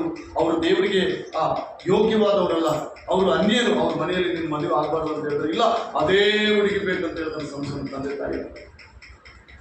ಅದೇ ಹುಡುಗಿ ಬೇಕು, ತಂದೆ ತಾಯಿ ಬೇಡ ಅಂತ ಹೇಳ್ತಾರೆ. ಅದೇ ಹುಡುಗಿ ಬೇಕು. ಆ ಹುಡುಗಿ ನಾನು ನೋಡಿದ್ದೀನಿ, ಬಹಳ ಸುಂದರಿ, ಚೆನ್ನಾಗಿದ್ದಾಳೆ ಆ ಹುಡುಗಿ. ಕತೆ ಹೇಳ್ತಾ ಇಲ್ಲ, ಬೈಬಲಲ್ಲಿ ಇರುವ ವಾಸ್ತವ ನಾನು ಹೇಳ್ತಾ ಇದ್ದೆ. ಓದಿ ನ್ಯಾಯಸ್ಥಾಪಕರ ಪುಸ್ತಕ 1ನೇ ಅಧ್ಯಾಯದಿಂದ ಬಹಳ ಅದ್ಭುತವಾಗಿರ್ತದೆ. ಬೇಕಂತ ಹೇಳಿ ಆ ಹುಡುಗಿ ತಿಮ್ನಾಥ್ ಆ ಊರಿಗೆ ಹೋಗಿ, ಆ ಫಿಲಿಸ್ಟರು ಆ ಊರಿಗೆ ಹೋಗಿ ಆ ಹುಡುಗಿನ ಮೋಹಿಸ್ತಾನೆ. ಅಲ್ಲಿರುವ ಎಲ್ಲ ಜನರು ಇವರಿಗೆ ಆಪೋಸಿಟ್. ಯಾರಿಗೆ? ಇಸ್ರಾಯೇಲರಿಗೆ ಆಪೋಸಿಟ್. ಶತ್ರುಗಳಿದ್ದ ಹಾಗೆ ಇವರು ದೇವರ ಬಲ ಹೊಂದಿದವರು, ಅವರು ಲೋಕದ ಬಲ ಹೊಂದಿದವರು. ಲೋಕದ ಆಕರ್ಷಣೆಗೆ ಅನೇಕರು ಬಿದ್ದು ಹೋದಂತಹ ಸಂದರ್ಭಗಳಿದ್ದಾವೆ. ಆದರೆ ಸಂಸೋನನು ಕೂಡ ಅದರಲ್ಲಿ ಒಬ್ಬನು ಹೋಗ್ತಾ ಇದ್ದಾರೆ. ಹೋಗಿ ಆ ಊರಿನಲ್ಲಿ ದಿಲೀಲನ್ನು ಮೋಹಿಸಿ ಆಕೆ ಹೇಳ್ತಾನೆ, ನಾನು ನಿನ್ನ ಮದುವೆ ಆಗಬೇಕು. ಓಕೆ, ನಮ್ಮ ಮನೆಯವರು ಒಪ್ಪಲ್ಲ, ನೀವು ಯೋಧರು, ನೀವು ದೇವರು ನಂಬಿರೋ ಪ್ರಜೆಗಳು, ನಮ್ಮ ಮನೆಯಲ್ಲಿ ಹೆಂಗೆ ಹೋಗ್ತಾರೆ ಅಂದ್ರೆ, ನಿನ್ಗೆ ಯಾರು ಅಡ್ಡಿ ಬರ್ತಾರೋ ನೀನು ಅಡ್ಡಿ ಬಂದವರು ಒಬ್ಬನೇ ಉಳಿಸಲ್ಲ ಅಂತ ಹೇಳಿ ನನ್ನ ಸಂಶಯ. ತೊಂದರೆ ಇಲ್ಲ, ಹಂಗಾದ್ರೆ ಪರವಾಗಿಲ್ಲ ಅಂತೇಳಿ ದಿಲೀಲಾ ಮೋಹದಲ್ಲಿ ಬಿದ್ದು ಪ್ರತಿದಿನ ಹೋಗ್ತಾನೆ ಇರ್ತಾನೆ. ಒಂದು ದಿವಸ ಕೇಳ್ತಾಳೆ, ನೀನು ಮೊನ್ನೆ 1000 ಜನ ನೋಡೋದಿಲ್ಲ, ಆ ಶಕ್ತಿ ಇಲ್ಲಿಂದ ಬಂದು ನಿನಗೆ ಅಂತ ದಿಲೀಲಾ ಕೇಳಿದ್ರೆ, ಅದ್ರ ಬಗ್ಗೆ ನಿನಗೆ ಯಾಕ ಅಂತ ಕೇಳಿದ್ರೆ, ಇಲ್ಲ ನೀನು ನನ್ನ ಪ್ರೀತಿಸ್ತಾ ಇದೆಯಾ, ಪ್ರೀತಿಸ್ತಿರೋದಕ್ಕಾಗಿ ಆ ಊರಿನಿಂದ ಈ ಊರಿಗೆ ಬಂದಿತ್ತು.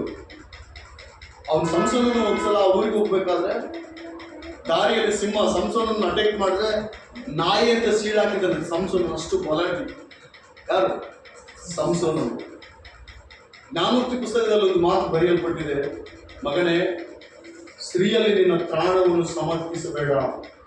ಸ್ತ್ರೀಯಲ್ಲಿ ಹಲ್ಲೆಲೂಯಾ. ಸ್ತ್ರೀ ವ್ಯಾಮೋಹ ಬಹಳ ಡೇಂಜರ್. ಆದ್ದರಿಂದ ಇದನ್ನು ನಾವು ನೋಡುವಾಗ ಸ್ವಲ್ಪ ನಾವು ಅರ್ಥ ಮಾಡ್ಬೇಕು. ಇಲ್ಲಿ 4 ಜನರಲ್ಲಿ ವಾಕ್ಯ ನಿಮಗೆ ತಟ್ಟಲಿ ಸಾಕು.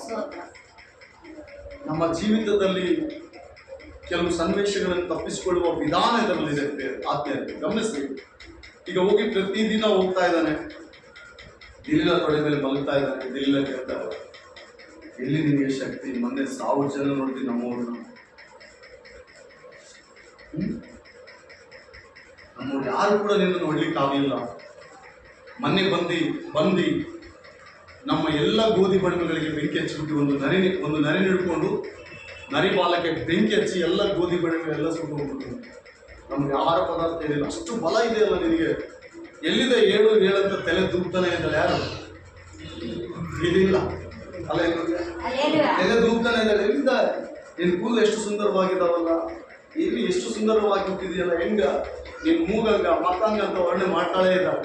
ಆದರೆ ಇವನಿಗೆ ಮಾತ್ರ ಏನು ಹೇಳ್ತಾನೆ ಇಲ್ಲ ಅದ್ರ ಬಗ್ಗೆ ಗೊತ್ತಿಲ್ಲ, ಅದು ಗೊತ್ತಿಲ್ಲ ಅಂತ ಒಂದ್ಸಲ ಮಿಸ್ ಆಗ್ತಾನೆ. ನೆಕ್ಸ್ಟ್ ಎಲ್ಲ ಫಿಲಿಸ್ಟರ್ ಬಂದು ಅವ್ನ ಔತಣ ಮನೆಯಲ್ಲಿ ಅವ್ನು ಅಟ್ಯಾಕ್ ಮಾಡ್ತಾರೆ. ಅಟ್ಯಾಕ್ ಮಾಡಿದ್ರು ಅವನ್ನ ಹೊಡೆಯಕ್ಕಾಗಲ್ಲ. ಅಟ್ಯಾಕ್ ಮಾಡಿದ್ರು ಹೊಡೆಯಕ್ಕಾಗಲ್ಲ. ಹಾಗೆ ನಿನ್ನ ರಹಸ್ಯ ಎಲ್ಲೈತಂತ ಅವ್ರು ಕೇಳಿದ್ರೆ ಅವನು ಹೇಳ್ತಾನೆ, ಕ್ರೂರವಾದದ್ದರಲ್ಲಿ ಮಧುರವಾದದ್ದು ಸಿಕ್ಕಿತು. ಈ ಒಗಟು ನೀವು ಓಪನ್ ಮಾಡಿ ಹೇಳಿದ್ರೆ ನಿಮಗೆ ನಾನು ಶರಣಾಗತನಾಗ್ಬಿಟ್ಟಂತ ಸಂಸೋನೆ. ಏನು? ಕ್ರೂರವಾದದ್ದರಲ್ಲಿ ಮಧುರವಾದದ್ದು ಸಿಕ್ಕಿತು. ಏನು ಹೇಳ್ರಿ ಅಂತ ಈ ಒಗಟು ಎಲ್ಲ ಫಿಲಿಸ್ಟರಿಗೆ ಆಗ್ತಾನೆ. ಯಾರು? ಸಂಸೋನ್. ಆಗಿದ ಕೂಡ ಎಲ್ಲರೂ ತಿಕ್ಕಂಕ ಆಗ್ತಾರೆ. ಅವರು ಏನು ಹೋಗ್ತಪ್ಪ, ಏನಿರ್ಬೋದು, ಏನು ಹಿಂಗೆ ಹೇಳ್ಬಿಟ್ಟಲ್ಲ. ಹೇಳ್ತು ನೀವು ಯಾರಾದ್ರೂ ಹೇಳಿ, ಬೈಬಲ್ ಓದ್ತಾ ಇದ್ದಾರೆ. ಕ್ರೂರವಾದದ್ದರಲ್ಲಿ ಮಧುರವಾದದ್ದು ಸಿಕ್ತು.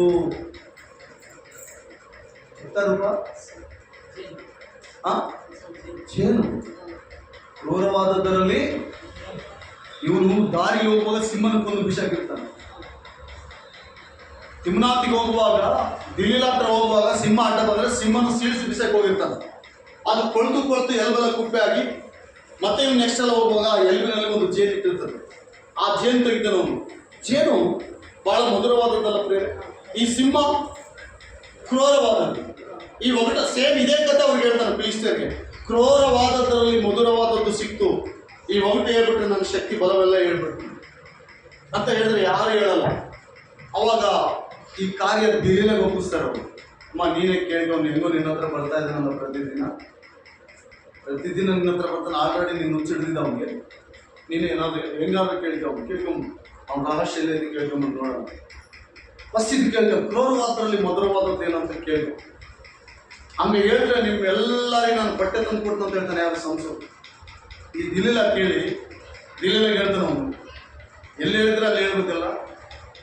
ಏನು ನೀನು ಕ್ರೂರವಾದರಲ್ಲಿ ಮಧುರವಾದ ಸಿಕ್ತು ಅಂತ ಹೇಳಿದಲ್ಲ, ಏನಂತ ಇದಾದ್ರೆ ಹೇಳಿ ಹೋಗ್ಲಿ ಅಂತ ದಿಲಿಲ ಕೇಳಿದ್ರೆ ಅವನು ಹೇಳ್ತಾನೆ, ಸಿಂಹ ಸತ್ತು ಬಿದ್ದಿತ್ತು, ಅದರಲ್ಲಿ ಜೇನಿತ್ತು. ಸಿಂಹ ಕ್ರೂರವಾದ ಪ್ರಾಣಿ, ಯಾರನ್ನು ನೋಡಲ್ಲ, ಎಲ್ಲರನ್ನು ಸಾಯಿಸ್ತದೆ. ಆದರೆ ಮಧುರವಾದದ್ದು ಅಂದರೆ ಜೇನು.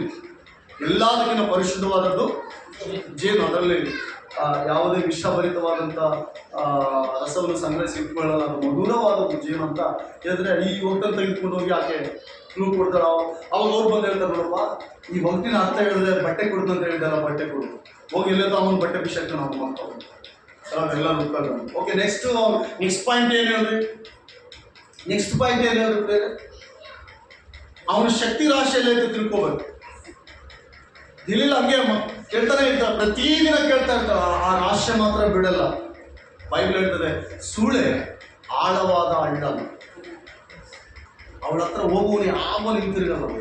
ದಯಮಾಡಿ ನಾನು ಕ್ಷಮಿಸ್ಬೇಕು, ಸುಮ್ಮನೆ ಹೇಳ್ತಾರೆ. ಎಲ್ಲ ಬೈಬಲ್ ವಾಕ್ಯ. ಸೂಳೆ ಆಳವಾದ ಹಳ್ಳ. ಅವಳ ಹತ್ರ ಹೋದವನು ಯಾವ ನಿಂತಿರಿ ಬರಲ್ಲ.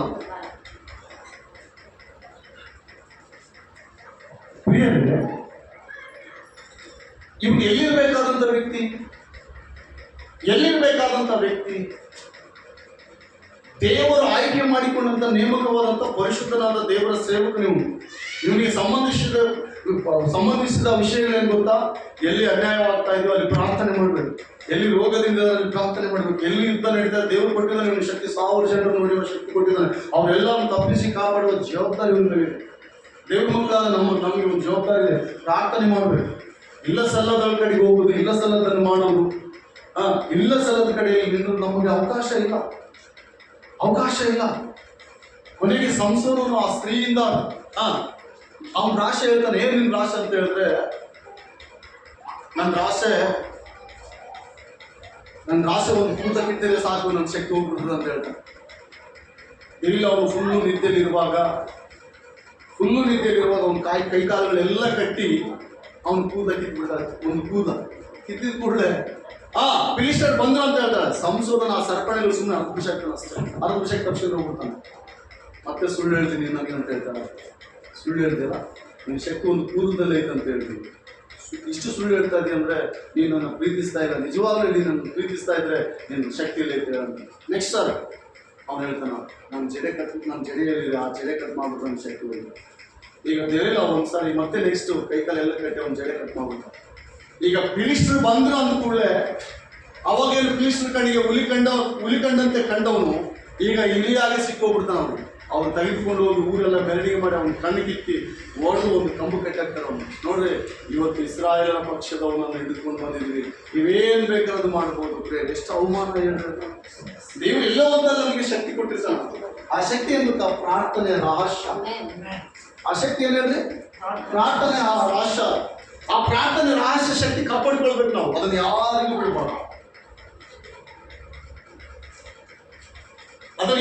ಬಿಡಬಾರ್ದು. ಪಕ್ಕದಲ್ಲಿ ಮಲಗುವ ಗಂಡನಿಗೆ ಗೊತ್ತಾಗಬಾರ್ದು, ಪಕ್ಕದಲ್ಲಿ ಮಲಗುವ ಹೆಂಡತಿ ಕೂಡ ಗೊತ್ತಾಗಬಾರ್ದು. ಪ್ರಾರ್ಥನೆ ರಹಸ್ಯ. ಹಲ್ಲೆಲೂಯಾ. ವಾಕ್ಯ ಹೇಗಿದೆ ಗೊತ್ತಾ? ನಿನ್ನ ಪಕ್ಕದಲ್ಲಿ ಮಲಗುವ ಹೆಂಡತಿ ಹತ್ರ ನಿನ್ನ ಬಾಯಿಯನ್ನು ಕಾಪಾಡಿಕೊಳ್ಳಬೇಕು. ಏನೋ ಪಕ್ಕದಲ್ಲಿ ಮಲಗುವ ಹೆಂಡತಿ ಹತ್ರ ಪ್ರಿಯ ಆತ್ಮೀಯ ಸಹೋದರಿ, ನನ್ನ ಸಹೋದರ, ಈ ಮಾತು ಕೇಳ್ತಿರುವ ದೇವರು ನಿಮ್ಮನ್ನು ಆಶೀರ್ವಾದ ಮಾಡಲಿ. ಎಪ್ತಾಮನೆಂಬ ಒಬ್ಬ ವ್ಯಕ್ತಿ ಒಂದು ತೀರ್ಮಾನದಲ್ಲಿದ್ದಾನೆ, ಅವನಿಗೆ ಜಯವಂತ. ಈಗ ಮಗಳು ಎದುರಿಗೆ ಬಂದು ಮಗಳನ್ನು ಸಮರ್ಪಣೆ ಮಾಡಲಿಕ್ಕೆ ಅವನು ಹಿಂಜರಿದೆ. ಅವನ ಶಕ್ತಿ ಎಲ್ಲಿದೆ? ಈಗ ಅವನ ಮಾತಿನಲ್ಲೇ ಅವನ ಶಕ್ತಿ ಇದೆ. ಹಲ್ಲೆಲೂಯಾ. ಅವನ ಮಾತಿನಲ್ಲೇ ಅವನ ಶಕ್ತಿ ಇದೆ. ಅವನ ನಾಲ್ಗೆಯನ್ನು ದೇವರು ಅಭಿಷೇಕಿಸಿದ ಅಷ್ಟೇ.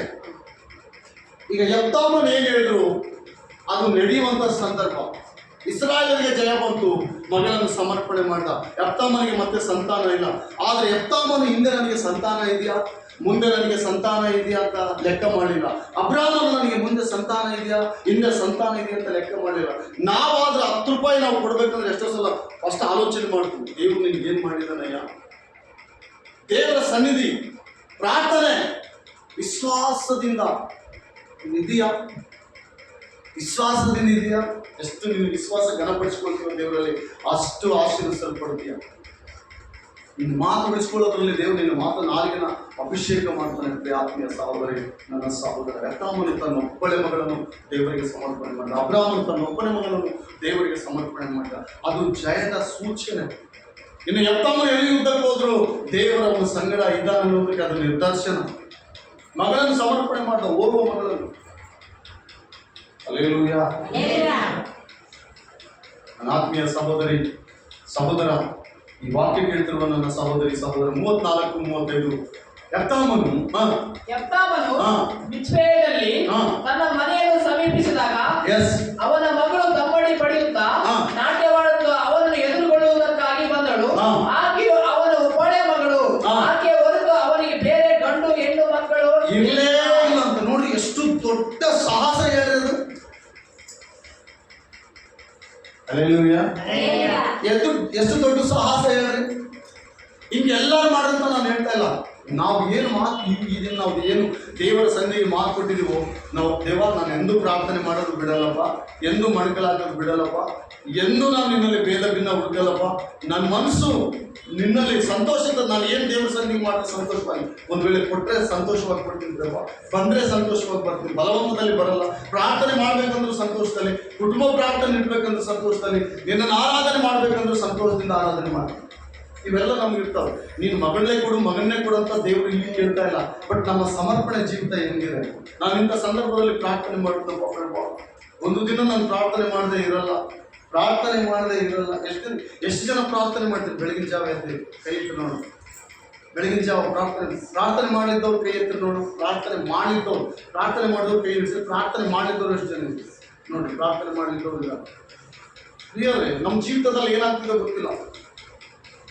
ದೇವರು ನಮಗೆ ಕೊಟ್ಟಂತ ಅವಕಾಶಗಳನ್ನು ನಾವು ಕಳೆದುಕೊಂಡು ಆತದ ನಂತರ ಹುಡುಕಾಡಿದ್ರೆ ಅದೇನಾಗಲ್ಲ, ಸಿಗಲ್ಲ. ಹಲ್ಲೆಲೂಯಾ. ದೇವರಿಗೆ ನಾವು ಏನು ಒಡಂಬಡಿಕೆ ಮಾಡ್ಕೊಂಡಿರ್ತೀವೋ, ನನಗೆ ಪ್ರಾರಂಭದಲ್ಲಿ ಒಬ್ಬ ತಾಯಿ ಸೇವೆಗೆ, ನಾನು ಪ್ರಾರಂಭದಲ್ಲಿ ಸೇವೆಗೆ ಬಂದಾಗ ನೋಡ್ರಿ, ಆ ತಾಯಿ ಬಹಳ ಅನಾರೋಗ್ಯದಲ್ಲಿದ್ದಾರೆ. ಬಹಳ ಎದ್ದಾಳಲಾದಂಥ ಸ್ಥಿತಿ. ಆ ಎದ್ದಾಳಲಾದಂಥ ಸ್ಥಿತಿಯಲ್ಲಿರುವಂತಹ ಸಹೋದರಿ ಯಾರು ಹೇಳಿದ್ರು, ಯೇಸು ಸ್ವಾಮಿ ಪ್ರಾರ್ಥನೆ ಮಾಡಿದ್ರೆ ದೇವರ ಅದ್ಭುತ ಮಾಡ್ತಾನೆ ಹೋಗುವಂತ. ಸ್ಟಾರ್ಟಿಂಗಲ್ಲಿ ನಾನು ಕೂಡ ಬಲವಾಗಿ ಅವ್ರಿಗೋಸ್ಕರ ಪ್ರಾರ್ಥನೆ ಮಾಡಿದೆ. ಅವರು ನೀಟಾಗಿ ಆದರು. ನೀಟಾಗಿ ಆದರು. ಹಾಗೆ ಪ್ರಾರಂಭ ಒಂದು ದಿವಸ ಪ್ರಾರ್ಥನೆ ಮಾಡಿ, ನೆಕ್ಸ್ಟ್ ದಿವಸ ಅವ್ರು ಪ್ರಾರ್ಥನೆ ಬಂದಾಗ ನಾನು ಮುಂದೆ ಹೇಳಿದ್ದೇನೆ ಗೊತ್ತಾ, ಅಪ್ಪ ನಾನೇನಾದರೂ ಗುಣಮುಖಳಾದರೆ ದೇವರ ಆಲಯದಲ್ಲಿ ಕಸ ಬಿಡಿಸ್ಕೊಂತ ಇದ್ದೆ. ನನಗೆ ತುಂಬ ಸಂತೋಷ ಆಯಿತು. ಅಷ್ಟು ದೊಡ್ಡ ಮಾತು ಯಾಕೆ ಇಲ್ಲಪ್ಪ, ನಾನು ಗುಣ ಹೊಂದಿದ್ರೆ ಮಾತ್ರ ಪಾಸ್ಟ್ರೆ ಆ ರೀತಿ ನಾನು ಜೀವಿಸಿದೆ. ಓಕೆ, ನನಗೆ ಸಂತೋಷ ಆಯಿತು. ಅವರು ನಿಜವಾಗ್ಲೂ ಗುಣ ಹೊಂದಿದ್ರು. ಭಾಳ ಅದ್ಭುತವಾಗಿ ಡಬಲ್ ಬ್ಲೆಸ್ಸಿಂಗ್ ಅವ್ರಿಗೆ. ಹೆಂಗಂದ್ರೆ ಒಳ್ಳೆ ಆರೋಗ್ಯ ಬರ್ತವರು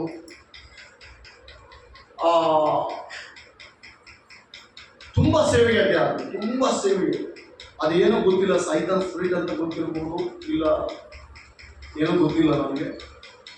ಬರ್ತಾ ತುಂಬ ಯಜ್ಞಸ್ ಅಂದರೆ ದೇವರು ಪ್ರಾರ್ಥನೆಗೆ ಬರಬೇಕಂದ್ರೆ ಹೋಗೋರು ಕೂಡ ಇವತ್ತೇನು ಹೋಗ್ರಿ ಹಂಗ ಏನೋ ಒಂದು ರೀತಿ ಬಿಹೇವಿಯರ್ ಭಾಳ.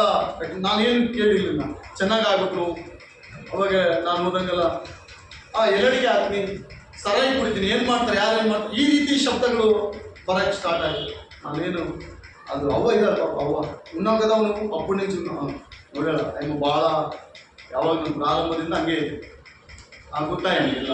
ಯಾರು ಬಂದರು, ಯಾರು ಹೋದ್ರು, ಯಾರು ಆರೋಗ್ಯ ಹೊಂದಿದ್ರು ಅಂತೆಲ್ಲ ನಾನು ಭಾಳ ನೋವಾಯಿತು ನನಗೆ. ಅಯ್ಯೋ, ಯೇಸು ಒಂದು ವಿಧಾನಕ್ಕೆ ಉಪಯೋಗ ಮಾಡಬೇಕಂತ ಗುಣಪಡಿಸಿದ್ರೆ, ಬಟ್ ಈ ರೀತಿ ಇದ್ದಾಳಲ್ಲ, ದೇವರಿಗೆ ಸ್ತೋತ್ರ ಅಂತ ಕೆಲವು ದಿವಸ ನಾನು ಸುಮ್ಮನೆ. ಮತ್ತು ಭಾಳ ಭಯಂಕರವಾದ ಟಾರ್ಚರ್ ಅವರಿಂದ ನನಗೆ ಅಲ್ಲೇ ಇರ್ತಿದ್ದೆ ನಾನು. ಭಯಂಕರವಾದ ಟಾರ್ಚರ್, ಏನು ಮಾಡ್ಲಿಕ್ಕೆ ಆಗ್ತಾ ಇಲ್ಲ. ಬಟ್ ನನ್ನಿಂದ ಏನು ಮಾಡ್ಲಿಕ್ಕೆ ಆಗ್ತಾ ಇಲ್ಲ. ನಾನು ಮಾತಾಡಿದ್ರೆ 2 ಮಾತು ಮಾತಾಡ್ಬೋದು. ಆದ ನಂತರ ಕೆಲವು ದಿವಸ ಸುಮ್ಮನೆ ಆದೆ. ಅವ್ರನ್ನ ಸೈತಾನು ಪ್ರಯೋಗ ಮಾಡ್ತಾ ಇದ್ದೀನಿ ನೋಡ್ರಿ. ಸೈತಾನು ಪ್ರಯೋಗ ಮಾಡ್ತಾ ನಮ್ಮನ್ನ ಬೈಕ್ ಅಂತಾನೆ ಸತ್ತೋದ್ರು ಅವರು. ಬಹಳ ನಮ್ಮ ಮಧ್ಯದಲ್ಲಿ ಸಹೋದರಿ ಸುಖ ಮಚ್ಚಿದ್ದಾರೆ, ಹೇಳ್ತಾ ಇದ್ದೀನಿ ಅಷ್ಟೇ ನಿಮಗೆ. ಸುಖ ಮಜ್ಜಿ ಬದುಕಲ್ಲ ಅಂತ ಆಸ್ಪತ್ರೆಯಿಂದ ವಾಪಸ್ ಕಳಿಸಿದ್ರು ಅವರು. ಇದ್ದಾರೆ ಆಸ್ಪತ್ರೆ ಎಲ್ಲ ಹೊಟ್ಟೆ ಎಲ್ಲ ಊದ್ಬಿಟ್ಟಿದೆ ಪಾಪ. ಬಟ್ ದೇವ್ರು ಗುಣಪಡಿಸ್ತಾನೆ, ರಕ್ಷಣೆ ಹೊಂದಿದ್ರು, ದೇವ್ರ ಸನ್ನಿಧಿಯಲ್ಲಿದ್ದಾರೆ. ರಿಮಾರ್ಕ್ ಇಲ್ಲ, ಯಾವುದೇ ರಿಮಾರ್ಕ್ ಇಲ್ಲದೆ ಇರ್ಬೇಕು ನಾವು ಅಷ್ಟೇ. ರಿಮಾರ್ಕ್ ಇರಬಾರ್ದು. ದೇವರ ಸೇವಕ್ಕೆ ನಾವು ಚೆನ್ನಾಗಿದ್ದೀವಿ ಅಂತೇಳಿ ಆತದ ನಂತರ ಏನೋ ಒಂದು ಕಿತಾಪತಿಗಳು ಮಾಡಿದ್ರೆ ಅದು ದೇವರೇ ಲೆಕ್ಕ ತಗೊಂತಾನೆ. ಹಂಗೆ ಅನೇಕರು ಎಷ್ಟು ಜನ ಗುಣ ಹೊಂದಿದ್ದಾರೆ ಅಂದರೆ ದೇವರು ಅಷ್ಟು ಜನರು ನಮ್ಮ ಕೈಯಿಂದ ಆಶೀರ್ವಾದ ಮಾಡಿದ್ದಾರೆ. ಅನೇಕ ಜನರನ್ನು ಆಶೀರ್ವಾದ ಮಾಡಿದ್ದಾರೆ ಅನೇಕರು. ಬಟ್ ಕೆಲವರು ಮಾತ್ರ ಕೃತಜ್ಞತೆ ಉಳ್ಳವರಾಗಿದ್ದಾರೆ, ಕೆಲವರು ಇನ್ನೂ ರಿವರ್ಸಲ್ಲೇ ಇದ್ದಾರೆ. ನೋಡ್ರಿ ಎಲ್ಲಿ ಹೋಯ್ತು ಅವ್ರ ಮಾತು. ಸ್ಟಾರ್ಟಿಂಗಲ್ಲಿ ಅವ್ರು ಕಸ ಹೊಡಿತೀನಪ್ಪ, ಸ್ಟಾರ್ಟಿಂಗಲ್ಲಿ ಅದನ್ನ ಮಾಡ್ತನಪ್ಪ, ಸ್ಟಾರ್ಟಿಂಗಲ್ಲಿ ಇದು ಮಾಡ್ತನಪ್ಪ. ಹಲ್ಲೆಲೂಯಾ. ಇನ್ನು ಕೆಲವು ನಾವು ವಾರ ಊಟ ನಿಲ್ಲಿಸ್ಬಿಟ್ಟು ಅಲ್ಲಿ ನಾವು ಬೇಸರ ನೋಡಿ ಅಲ್ಲಿ ಎಲ್ಲಿದ್ದಾರೆ. ಯಾವತ್ತೂ ಒಂದಿಲ್ಲ ಗಟ್ಟಿ ನಿಲ್ತದೆ ಹೊರತು ಜೊಟ್ಟು ನಿಲ್ಲಲ್ಲ. ಗಟ್ಟಿನೇ ನಿಲ್ಲೋದು, ಹೌದಲ್ಲ ಪ್ರೇರೆ? ಗಟ್ಟಿನೇ ನಿಲ್ಲೋದು. ಗಟ್ಟಿಗೆ ಒಂದು ಪ್ರತ್ಯೇಕತೆ ಅಂಶ ಇದೆ, ಆದ್ರಿಂದ ಅದು ಎಲ್ಲಿ ನಿಂತರೂ ಅಲ್ಲಿ ನಿಲ್ತದೆ. ಅದೇ ಒಟ್ಟಾದ್ರೆ ದೂರಿದ್ರೆ ಇಲ್ಲಿರ್ತದೆ, ನಾಳೆ ನಿಂತಲ್ಲ ಅಲ್ಲಿರ್ತದೆ. ಆದ್ರೆ ಗಟ್ಟಿ ಸ್ವಭಾವ ಅದಲ್ಲ, ಅದರಲ್ಲಿ ಅದು ಬಲವಾಗಿದೆ, ಅಲ್ಲಿ ನಿಲ್ತದೆ, ಅಲ್ಲಿ ನಿಲ್ತದೆ. ಅದು ಎಲ್ಲಿ ಯಾವ ಭೂಮಿಯಲ್ಲಿಟ್ಟರು ಮೊಳಕೆ ಬರ್ತದೆ ಗಟ್ಟಿಗಿರುವ. ಅದೇ ಜೊಟ್ಟು ಬಿತ್ತು ಏನು ಕಾಣಲ್ಲ. ನಿಮ್ಗೆ ಎಷ್ಟು ನೀರು ಹಾಕು, ಗೊಬ್ಬರ ಹಾಕಿ ಏನ್ ಮಾಡಿದ್ರು ಅದು ಕೆಲವು ಮನುಷ್ಯರ ಸ್ವಭಾವಗಳು ಅಷ್ಟೇ. ತಮ್ಮ ತಂಗಿ, ಬ್ರದರ್, ಅಣ್ಣ ತಮ್ಮ ಹಿಂದಿರ ಅವ್ರು ಬಿಡಲ್ಲ, ಅವ್ರು ಬಿಡಲ್ಲ, ಅವ್ರು ಬಿಡಲ್ಲ. ಅವ್ರ ಸ್ವಭಾವ ಹಂಗೇ ಸಾಕ್ತಿರ್ತದೆ. ಅದು ಒಳ್ಳೇದಲ್ಲ. ಬಟ್ ನಾವು ಬಂದ ಸ್ಥಿತಿ ದೇವ್ರು ಏನು ಅದು ನಾವು ಜ್ಞಾಪಕ ಮಾಡಿಕೊಳ್ಬೇಕು. ಎಪ್ತಾಮನು ಸಮರ್ಪಣೆ ಮಾಡ್ದ ಹಾಗೆ ನಮ್ಮ ಜೀವಿತ ಇವತ್ತು ನಾನು ಏನು ಹೇಳ್ತಾ ಇದ್ದೀನಿ ಬೇರೆ ಗಮನಿಸ್ರಿ. ನಮ್ಮ ಜೀವಿತ ನಾವು ದೇವರಿಗೆ ಯಾವ ರೀತಿ ಮುರುಪಾಗಿತ್ತು ಅಷ್ಟು ಬ್ಲೆಸ್ಸಿಂಗ್ ಆಗಿರ್ತದೆ ನಮ್ಮ ಜೀವಿತ, ಅಷ್ಟು ಆಶೀರ್ವಾದವಾಗಿರುತ್ತೆ. ಬಚ್ಚಿಟ್ಟ ನಿಧಿ ನಾವು ಗೊತ್ತಾ? ದೇವ್ರ ಮಕ್ಕಳು ಅಂದ್ರೆ ಯಾರು ಹೇಳಿ? ಬಚ್ಚಿಟ್ಟ ನಿಧಿ ಸುಮ್ಮನೆ ದೇವ್ರ ಮಕ್ಕಳಂದ್ರೆ ಸುಮ್ಮನೆಲ್ಲ, ಬಚ್ಚಿಟ್ಟ ನಿಧಿ. ಪ್ರಾರ್ಥನೆ ಮಾಡಿದ್ರೆ ದೇವ್ರು ಎಷ್ಟು ಕಾರ್ಯ ಮಾಡ್ತಾರೆ ಅಂದ್ರೆ ಎಷ್ಟು ದೊಡ್ಡ ದೇವ್ರನ್ನ ಹೊಂದಿದ್ದೀವಿ ಹೇಳ್ರಿ. ಆ ದೇವ್ರ ಮುಂದೆ ಒಡಂಬಡಿಕೆ ಏನಾಗಿದೆ? ಅಬ್ರಾಹ್ಮಣ ಹೇಳ್ತಾನೆ, ಈಗ ಪ್ರಭಾ ಆ ಪರ್ವತಕ್ಕೆ ಬಂದಿದ್ದೀನಿ, ಈಗ ನಾನು ಸಮರ್ಪಣೆ ಮಾಡಲ ಬೇಡ ಅಂತ ಕೇಳಿಲ್ಲ. ಹೋಮ ಮಾಡಿಸಿ ಕಟ್ಟಿ ಇಟ್ಟು ಆ ಮಗನ ಕೈಕಲ್ ಕಟ್ಟಿ ಹಾಕಿ ಬಿಟ್ಟಿದ್ದೆ. ನಮ್ಗೆ ಕತ್ತಿ ಎತ್ತಿ ಹಾಕೋಕಿನ ದೇವ್ರು ಹೇಳ್ತಾನೆ, ಅಬ್ರಾಹ್ಮಣೆ ನಿನ್ನ ನಂಬಿಕೆ ನಾನು ಪರೀಕ್ಷೆ ಮಾಡಿದಷ್ಟೇ, ಒರಿಜಿನಲು ಡೂಪ್ಲಿಕೇಟ್ ಅಂತ ಪರೀಕ್ಷೆ ಮಾಡಿದಷ್ಟೇ. ಅಲ್ಲೇಲೂಯಾ. ಒರಿಜಿನಲು ಡೂಪ್ಲಿಕೇಟು ನಮ್ಮ ವಿಶ್ವಾಸ ದೇವ್ರ ಪರೀಕ್ಷೆ ಪ್ರತಿದಿನ ಪ್ರೇರೆ. ನಾವು ಅನ್ಕೊಳ್ಳುವ ಹಾಗೆ ದೇವರು ಅಷ್ಟು ನಾವು ಫಾಸ್ಟ್ನ ಮೂರ್ಖನಾಗಿ ಹುಚ್ಚನಾಗಿ ಮಾಡಿದಂತೆ ದೇವ್ರು ಮಾಡೋಕ್ಕಾಗಲ್ಲ. ಫಾಸ್ಟರ್ನ ಯಾಮಾರಿಸಿದಂತೆ, ದೇವರ ಸೇವಕರನ್ನ ಯಾಮಾರಿಸಿದಂತೆ ದೇವ್ರನ್ನ ಯಾಮಾರಿಸಕ್ಕಾಗಲ್ಲ. ದೇವರು ಪ್ರತಿ ಒಂದು ವಿಷಯವನ್ನು ದೇವರು ಕರೆಕ್ಟಾಗಿ ಕ್ಯಾಚ್ ಮಾಡ್ತಾರೆ ಅವರು. ಹಾಗೆ ನೆಕ್ಸ್ಟ್ ವಾಕ್ಯ ಸಾಮವೇಲ್ ಪುಸ್ತಕ, ಸಾಮವೇಲ್ 11ನೇ ಅಧ್ಯಾಯ 12ನೇ ವಚನ. ಫಸ್ಟ್ ಸಾಮವೇಲ್ 1ನೇ ಅಧ್ಯಾಯ 11ನೇ ವಚನ. ಫಸ್ಟ್ ಸಾಮವೇಲ್. ಸೌಲನು ಅವನ ಮಗನಾದ ಯೋನಾಥನನ್ನು ಯೆಹೋವನ ಪ್ರಜೆಗಳಾದ ಹಲೋ ಅಣ್ಣ 1ನೇ ಸಾಮವೇಲ್ 1ನೇ ಅಧ್ಯಾಯ 11ನೇ ವಚನ. ಯೆಹೋವನನ್ನು ಕುರಿತು ಸೇನಾಧೀಶ್ವರನಾದ ಯೆಹೋವನೇ, ನಿನ್ನ ದಾಸಿಯ ದುಃಖವನ್ನು ಪರಾಮರಿಸು. ಏನು? ನಿನ್ನ ದಾಸಿಯ ದುಃಖವನ್ನು ಪರಾಮರಿಸು. ಏನಿದ್ರೆ ನಾವು ಸ್ಟಾರ್ಟಿಂಗ್ ಅಲ್ಲಿ ಬರೀ ದುಃಖದಲ್ಲಿದ್ದವರಲ್ವಾ? ಎಷ್ಟು ಜನ ಕೈ ಎತ್ತಾ ಇದ್ದೀವಿ? ದುಃಖದಲ್ಲೇ ಬಂದವರಲ್ವಾ? ಹಲೋ, ನನ್ನ ಕಡೆ ನೋಡಿ, ನಾವು ದುಃಖದಲ್ಲೇ ಬಂದವರಲ್ಲ. ಬಟ್ ದೇವರಿಗೆ ಎಷ್ಟು ನಮಗೆ ಶಾಂತಿ ಸಮಾಧಾನ ಕೂಡುವ ಸ್ಥಾನ ಮಾನ, ನಾವು ಹೋದ್ರೆ ಒಂದು ಮರ್ಯಾದೆ, ದೇವ್ರ ಮಕ್ಕಳನ್ನು ಒಂದು ಮರ್ಯಾದೆ ಸ್ವಲ್ಪವಾದರೂ ದೇವರು ನಮ್ಗೆ ಕೊಟ್ಟಿದ್ದಾರೆ. ಬಟ್ ಈಗ ನಾವು ಹೆಂಗಿರ್ಬೇಕಂತ ಆಗಿದ್ದಿದ್ದು ಬೇರೆ, ಈಗ ನಾವು ಹೆಂಗಿರ್ಬೇಕಂತ ದೇವರು ಆಶಿಸ್ತಾರಲ್ಲ. 12 ಪ್ರಾರ್ಥನೆ ಮಾಡ್ತಾರೆ. ಯೆಹೋವನೇ ಓದುಮ. ಯೆಹೋವನ ಕುರಿತು ಸೇನಾಧೀಶ್ವರನಾದ ಯೆಹೋವನೇ, ನಿನ್ನ ದಾಸಿಯು ದುಃಖವನ್ನು ಪರಾಮರಿಸು. ಏನ್ ಮಾಡ್ಬೇಕಂತ ಈಗ ದುಃಖ ಏನಂತ ಪ್ರಾರ್ಥನೆ ಮಾಡ್ತಾ ಇದ್ದಾರೆ? ಯಾರು ಪ್ರಾರ್ಥನೆ ಮಾಡ್ತಾ ಇದ್ದಾರೆ? ಈ ಪ್ರಾರ್ಥನೆ ಅನ್ನ ಪ್ರಾರ್ಥನೆ ಮಾಡ್ತಾ ಇದ್ದಾರೆ. ಏನಂತ ಗೊತ್ತಾ? ಈಗೀಗೆ ಮಕ್ಕಳಿಲ್ಲ. ಎಲ್ಮೇಲೆಕನಿಗೆ 2 ಹೆಂಡತಿಯರು, ಒಬ್ಬ ಹೆಂಡತಿಗೆ ಮದುವೆ ಮಕ್ಕಳಾಗಿದ್ದಾರೆ. ಬಟ್ ಈಗಿಗೆ ಮಾತ್ರ ಮಕ್ಕಳಿಲ್ಲ. ಈಗ ಪ್ರತಿ ವರ್ಷ ಅವರಿಗೆ ಒಂದು ಆಚರಣೆ ಇದೆ. ಒಂದು ಊರಿನ ಹೋಗಿ ಅವರು ಯೆಹೋವನಿಗೆ ಧೂಪ ಹಾಕ್ಬೇಕಂದ್ರೆ ದೇವರಿಗೆ ಕಾಣಿಕೆ ಸಮರ್ಪಣೆ ಮಾಡ್ಬೇಕು. ಅಲ್ಲಿ ಕಾಣಿಕೆ ತೆಗೆದುಕೊಳ್ಳುವವರು ಏನೇನು ಹೇಳ್ತಾ ಇದ್ದಾರೆ ಹೇಳ್ರಿ? ಈಗ ಹೆಂಗಿರ್ಬೇಕಂತ ಕಾಣಿಕೆ ಹೆಂಗಿರ್ಬೇಕಂತ ಎಲ್ಲ ಸರಿಯಾಗಿರ್ಬೇಕು. ಮಕ್ಕಳಲ್ಲಿ ಒಂದು ಇದರಲ್ಲಿ ನಮ್ಮ ಲೋಕದಲ್ಲಿ ಒಂದು ಮಾತಿದೆ. ಏನಿದೆ? ಒಂದು ಕೆಲವು ಕಾರ್ಯಗಳಿದ್ದಾವೆ. ಗಂಡ ಸತ್ತವಳು ಎದುರಿಗೆ ಬಂದ್ರೆ ನೋಡ್ಬಾರ್ದು ಅಂತ ಮತ ಯಾರು ಈ ಲೋಕದ ಆಚಾರ. ಮಕ್ಕಳಿದ್ದವ್ರು ಎದುರಿಗೆ ಬಂದ್ರೆ ಅವ್ರ ಮಕ್ಕಳು ನೋಡ್ಬಾರ್ದು. ಈ ಸೇಮ್ ಯಾವ್ದಿತ್ತು. ಬಟ್ ಈಗ ಏನಂತ ಪ್ರಾರ್ಥನೆ ಮಾಡ್ತಾ ಇದ್ದಾರೆ ಗೊತ್ತಾ? ದೇವಾ, ನಿನ್ನ ದಾಸಿಯ ದುಃಖವನ್ನು ಪರಾಮರಿಸಿ ನೀನೊಬ್ಬ ಮಗನನ್ನು ಕೊಟ್ರೆ ಸಾಯುವವರೆಗೆ ಅವನು ನಿನ್ನ ಸಂಗಿರಬೇಕು. ಎಲ್ಲಿವರೆಗೆ? ಸಾಯುವವರೆಗೆ. ನಾವು ದೀಕ್ಷಾಸ್ನಾನ ಮಾಡಿಸ್ಕೊಳ್ಳೋಕೆ ಹೇಳ್ತಲ್ಲ, ದೇವಾ ನಾನು ಉಸಿರಿರುವ ದಿನವೆಲ್ಲ ನಾನು ನಿನ್ನ ಆರಾಧಿಸ್ತೀನಿ. ನೀನು ಬಿಟ್ಟರೆ ನನಗೆ ಯಾರಿಲ್ಲ. ಪಾಪವೆಲ್ಲ ಬಿಟ್ಟಾಗ್ತೀನಿ.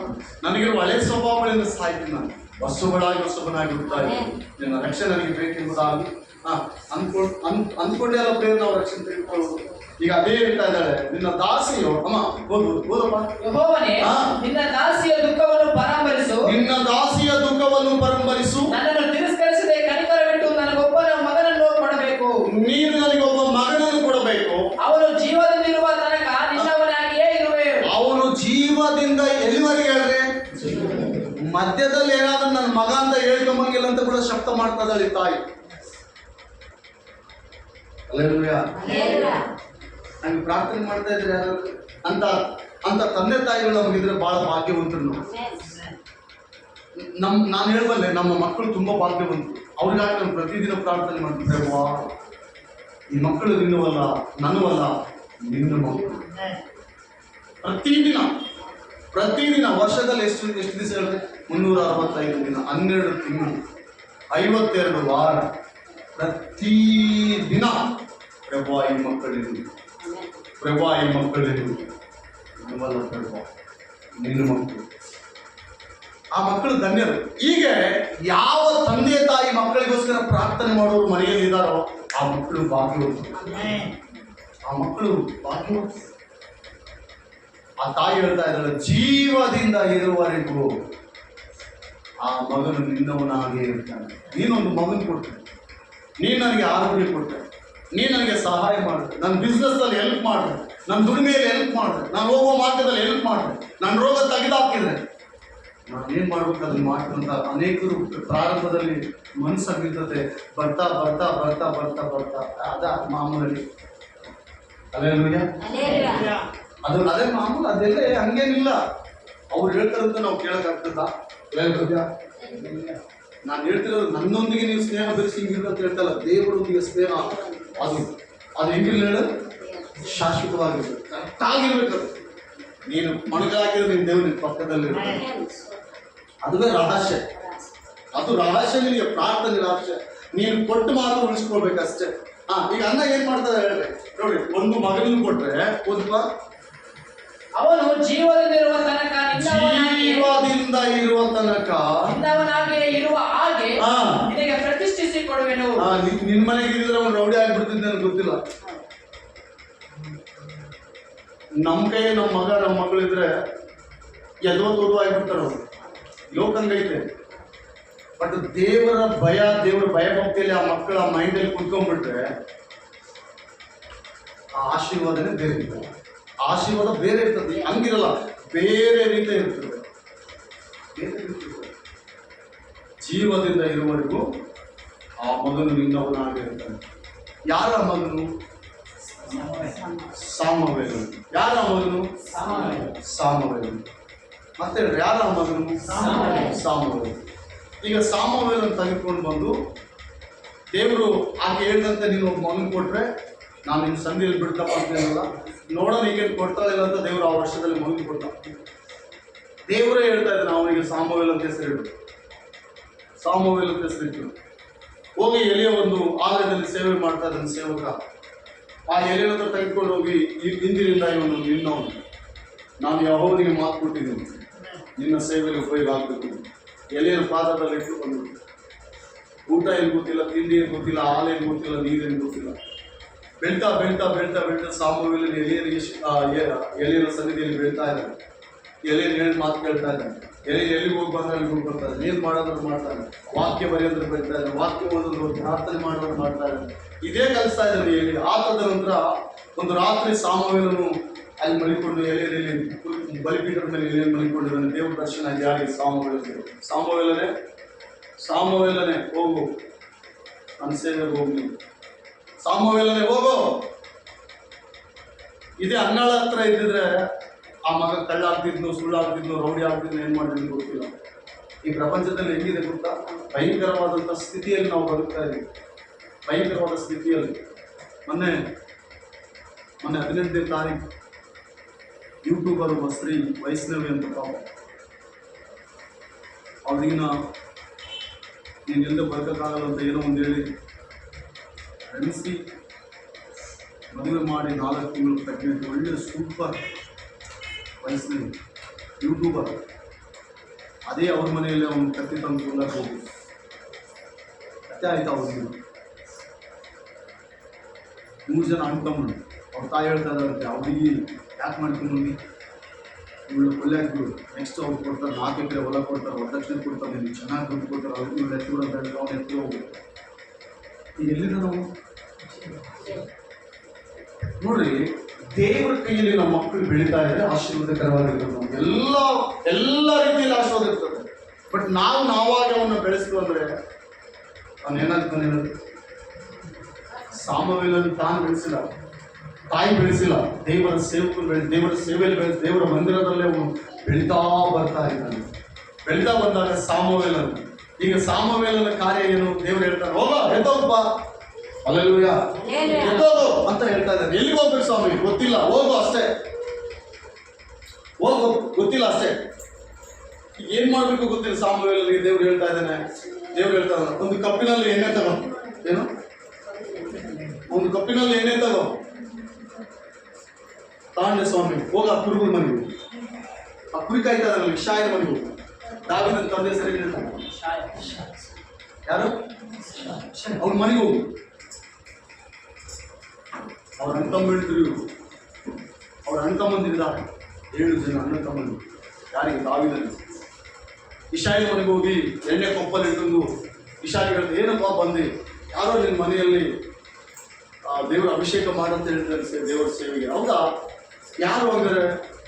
ಇವನ ಅಂತ ಕೇಳಿದ್ರೆ ಅವನು ಒಳ್ಳೆ ಚೆನ್ನಾಗಿದ್ದಾನೆ, ಇವನೆಲ್ಲ ಬೇಡ, ಇವನೆಲ್ಲ ಬೇಡ. 6 ಜನ ಹಂಗೆ ಹೋಗ್ತಾರೆ. ಇಷ್ಟೇ ನಾನು ನಿಮಗೆ ಮಕ್ಕಳಂತ ಸಾಮವೇಲ್ ಕೇಳಿದ್ರೆ, ಇಲ್ಲ ಇನ್ನೊಬ್ಬನಿದ್ದಾನೆ, ಅವನು ಎಲ್ಲಿದ್ದಾನೆ? ಅವನು ಇಲ್ಲಿ ಅಡಿಮೆಯಲ್ಲಿ ಕುರಿ ಕಾಯ್ದೆ ಅಂತಿದ್ದಾನೆ, ಏನು ವಿದ್ಯಾಭ್ಯಾಸ ಇಲ್ಲ, ಏನಿಲ್ಲ, ಬರೀ ಕುರಿ ಕಾಯ್ದೆ ಗೊತ್ತು.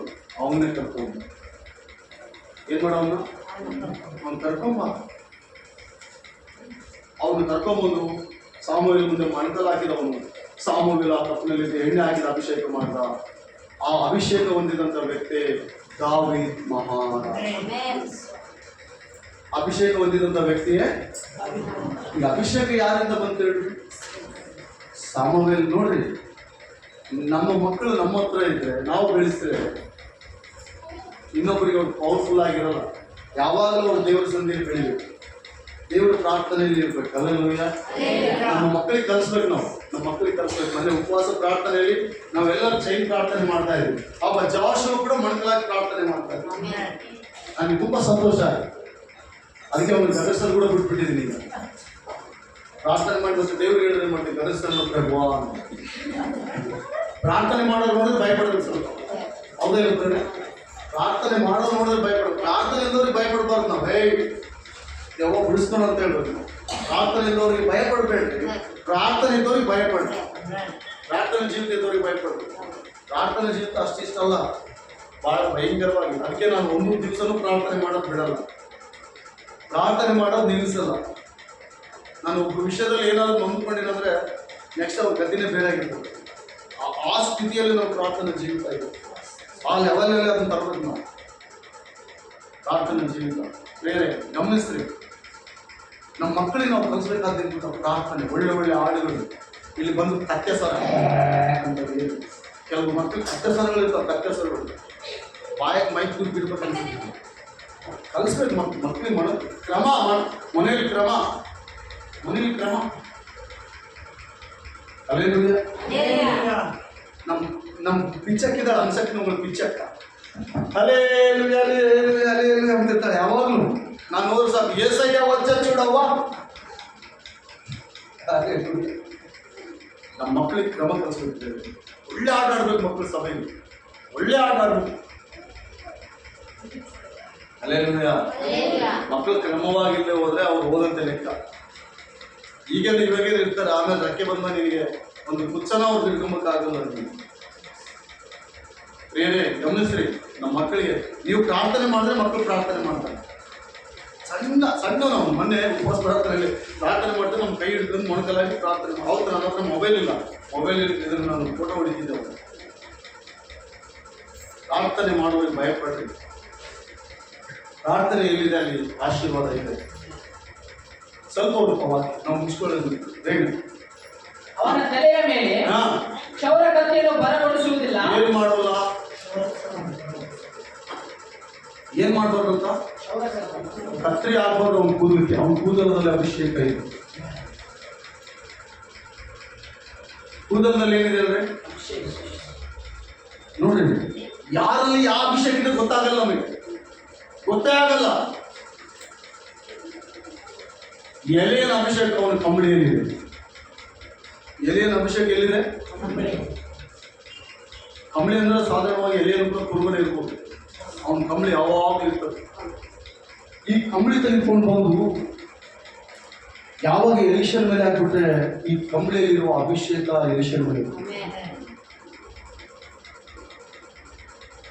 ಪೇತ್ರನು ಯೆರೂಸಲೇಮಿನಲ್ಲಿ ಪ್ರಾರ್ಥನೆಗೆ ಹೋಗುವಾಗ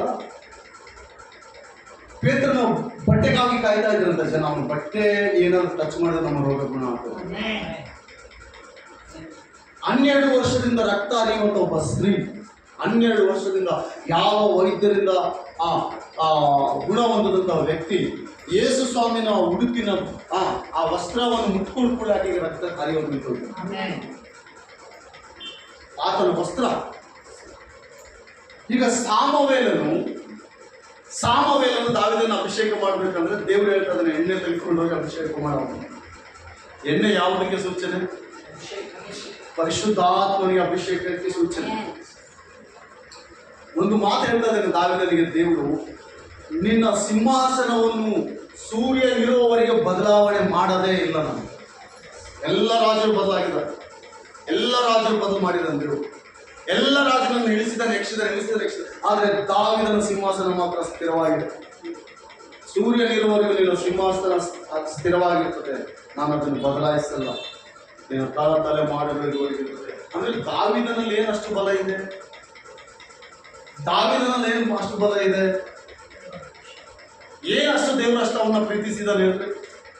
ಇಸ್ರಾಯೇಲರಿಗೆ ಅವಮಾನ ಆದಾಗ ದಾವೀದನು ದೇವರಾತ್ಮನ ಒಂದು ಫಿಲಿಸ್ಟಿಯನ್ ಸಾಯಿಸಿ ದೇವರ ಪಕ್ಷದಲ್ಲಿ ದಾವೀದ ನಿಂತಿದ್ದಾನೆ. ದೇವರ ಮಕ್ಕಳಿಗೆ ಅವಮಾನ ಆದಾಗ ದಾವೀದನಲ್ಲಿದ್ದಾನೆ. ಆದ್ದರಿಂದ ದಾವೀದನನ್ನು ದೇವರು ಹೆಸರಿಸಿದ್ದಾನೆ. ಅಂದ್ರೆ ದೇವರಿಗೆ ತನ್ನ ಸಮೂಹದ ಮೇಲೆ ಯಾವಾಗಲೂ ಕಣ್ಣಿರ್ತದಂತೆ, ತನ್ನ ಜನರ ಮೇಲೆ ಯಾವಾಗಲೂ ಕಣ್ಣು. ನಿನ್ನ ಯಾರು ಅವಮಾನ ಪಡಿಸಲಿಕ್ಕೆ ಬಿಡಲ್ಲ ದೇವರು. ನಿನ್ನ ಅವಮಾನ ಪಡಿಸೋದ್ರೆ ದೇವ್ರು ಸುಮ್ಮನೆ ನಿನ್ನ ಪಕ್ಷದಲ್ಲಿ ಕಾಪಾಡ್ತಾ ಇರ್ತಾನೆ ನಿಮ್ಮ ದೇವರು. ನಿನ್ನ ಒಂದು ಮಾತಂದ್ರೂ ಆತನ ಸಹಿಸಕ್ಕಾಗಲ್ಲ. ನಿನ್ನ ಮಗನ ಯಾರನ್ನಂದ್ರೂ ಸುಮ್ಮನಿರ್ತೀಯಮ್ಮ, ಬೈದ್ರು ಸುಮ್ಮನಿರ್ತೀಯ ಅಣ್ಣ, ಸುಮ್ಮನಿರ್ತೀವ. ನಮ್ಮನ್ನ ಯಾರಾದ್ರೂ ಏನೋ ಆತನ ಸುಮ್ಮನಿರ್ತಾನ, ಸುಮ್ಮನೆ ಇರಲ್ಲ. ಅಲ್ಲೇ ನಮ್ಗೆ ಎಷ್ಟು ರೋಷ ಇದೆ ಅಂದ್ರೆ ದೇವ್ರಿಗೆ ಎಷ್ಟು ರೋಷ ಇರ್ತದೆ. ದೇವ್ರಿಗೆ ಆತನ ಸಮೂಹದ ಮೇಲೆ ಯಾವಾಗಲೂ ಆತನ ಕಣ್ಣಿರುತ್ತಾನೆ. ಆತನ ಜನರು ಪ್ರಾರ್ಥನೆ ಮಾಡುವ ಜನರು, ಆತನಿಗೆ ವಿಧೇಯರಾಗುವ ಜನರು, ಆತನಿಗೆ ಮೆಚ್ಚುಗೆಯಾದ ಜನರು, ಆತನ ಸ್ಥಿರಚಿತ್ತವಾದ ಜನರ ಮೇಲೆ ಆತನ ಯಾವಾಗಲೂ ಆತನ ಕಣ್ಣಿದ್ದೇ ಇರ್ತದೆ. ನಿನ್ನನ್ನು ಯಾರಿಂದಲೂ ಹಾನಿಯಾಗಿ ಬಿಡಲ್ಲ, ಅನ್ಯಾಯವಾಗಲಿಕ್ಕೆ ಬಿಡಲ್ಲ. ನಿನ್ನ ಒಂದು ರೀತಿ ಅನ್ಯಾಯ ಮಾಡಿದ್ರೆ 2 ದಿನದಿಂದ ಅವರು ಮತ್ತೆ ನಿನಗೆ ಹಿಂತಿರುಗಿ ಕೊಡ್ಬೇಕು. ಹಲ್ಲೆಲೂಯಾ. ಇದು ದೇವರ ಕಾರ್ಯ, ಇದು ದೇವರ ಕಾರ್ಯ, ಇದು ದೇವರ ಕಾರ್ಯ. ನಾನು ಸಣ್ಣ ಕಥೆಯಲ್ಲಿ ಮುಗಿಸ್ತಾರೆ ನಿಮಗೆ. ನಾವು ಚಿಕ್ಕವರಿದ್ದಾಗ ನೋಡ್ರಿ, ನಾವು ಚಿಕ್ಕವರಿದ್ದಾಗ ಅಲ್ಲಿ ಒಂದು ಗುಡಿ ಇದೆ. ನೀರೆಲ್ಲ ಗುಡಿ ಅಂತ. ಆ ಗುಡಿ ಹತ್ರ ಯಾರಾದ್ರೂ ಪೂಜೆ ಮಾಡಿ 4 ಕಡೆ 8 ಕಡೆ 10 ಪೈಸೆ ಹಾಕಿದ್ರೆ ಅದನ್ನು ತಂದ್ಬಿಡೋದು. ನಾವು ತಂದು ಊರಾಗ ಕೆಲಸ. ಈಗ ನಮ್ಮ ತಾಯಿಯವರು ಬಂದು ಏನಪ್ಪ ಸಪ್ಪಳಿಸಿ ತಿಂತಾ ಇದೆ, ಎಲ್ಲಿಂದ ನಿಮ್ಗೆ ಹೆಂಗೆ ಬಂದಿರುತ್ತೆ, ನಾವು ಕೊಟ್ಟಿಲ್ಲ, ಯಾರು ಎಲ್ಲಿ ಕದ್ದಲ್ ಮಾಡ್ಯಾ, ಇಲ್ಲ ಹೆಂಗೆ ಯಾರು ಜನ ತೂರಿತ ಅಂತ ಹೇಳಿದ್ರು. ಇಲ್ಲ ಈರಣ್ಣ ಕಟ್ಟೆ ತೆಗೆದು ಈರಣ್ಣ ಕಾಟ ಭಾಳ ದೊಡ್ಡ ಹೋಗಿ ಕೊಡ್ಕೊಂಡ್ಬಿಡಪ್ಪ.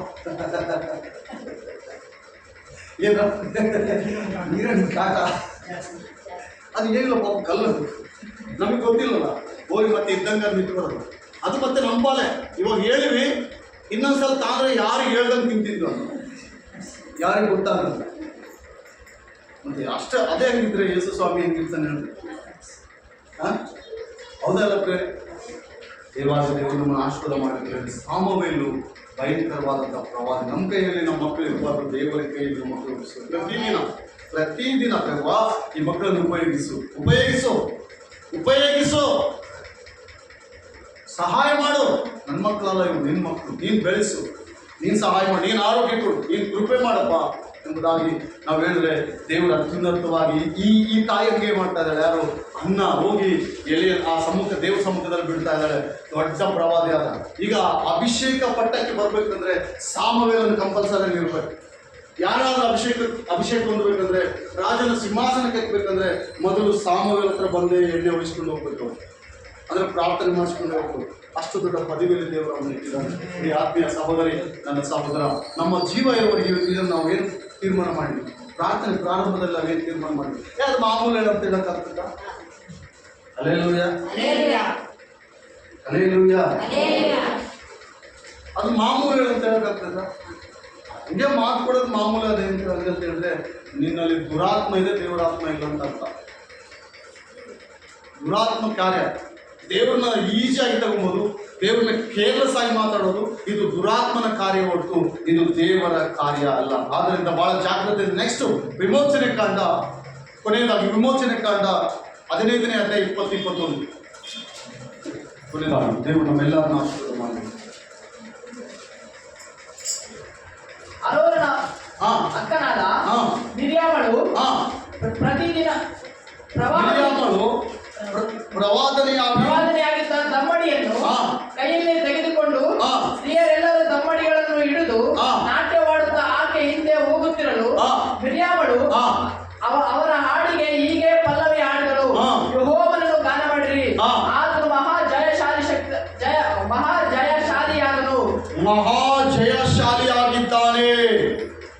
ಕುದುರೆಗಳನ್ನು ರಾಹುತಗಳನ್ನು ಸಮುದ್ರದಲ್ಲಿ ಕೆಡವಿ ನಾಶ ಮಾಡಿದ್ದಾನೆ. ಏನ್ ಮಾಡಿದನಂತ ಆತನು? ಕುದುರೆಗಳು, ಇವರು ಶತ್ರುಗಳನ್ನು ಏನ್ ಮಾಡಿದನಂತ? ಇಸ್ರಾಯೇಲ್ 14ನೇ ವಚನದಲ್ಲಿ ವಿಮೋಚನೆ ಕಾಂಡದಲ್ಲಿ ನಮ್ಗೆ ಗೊತ್ತು. ಇಸ್ರಾಯೇಲ್ ಐಗುಪ್ತ ದೇಶದಿಂದ ಕಾನಾನಿಗೆ ಬರ್ಬೇಕಾದ್ರೆ ಫರೋಹ್ ಸೈನ್ಯವೆಲ್ಲ ಕೂಡ ಬಂದು ಅವ್ರನ್ನ ಅಡ್ಡಿಪಡಿಸ್ತದೆ. ಆದ್ರೆ ಅವ್ರನ್ನ ಅಡ್ಡಿ ಮಾಡ್ಲಿಕ್ಕೆ ಆಗ್ಲಿಲ್ಲ. ಅವರು ಜಯ ಹೊಂದಿದ್ರು, ಸಮುದ್ರದಿಂದ ಹೊರಗೆ ಬಂದ್ರು.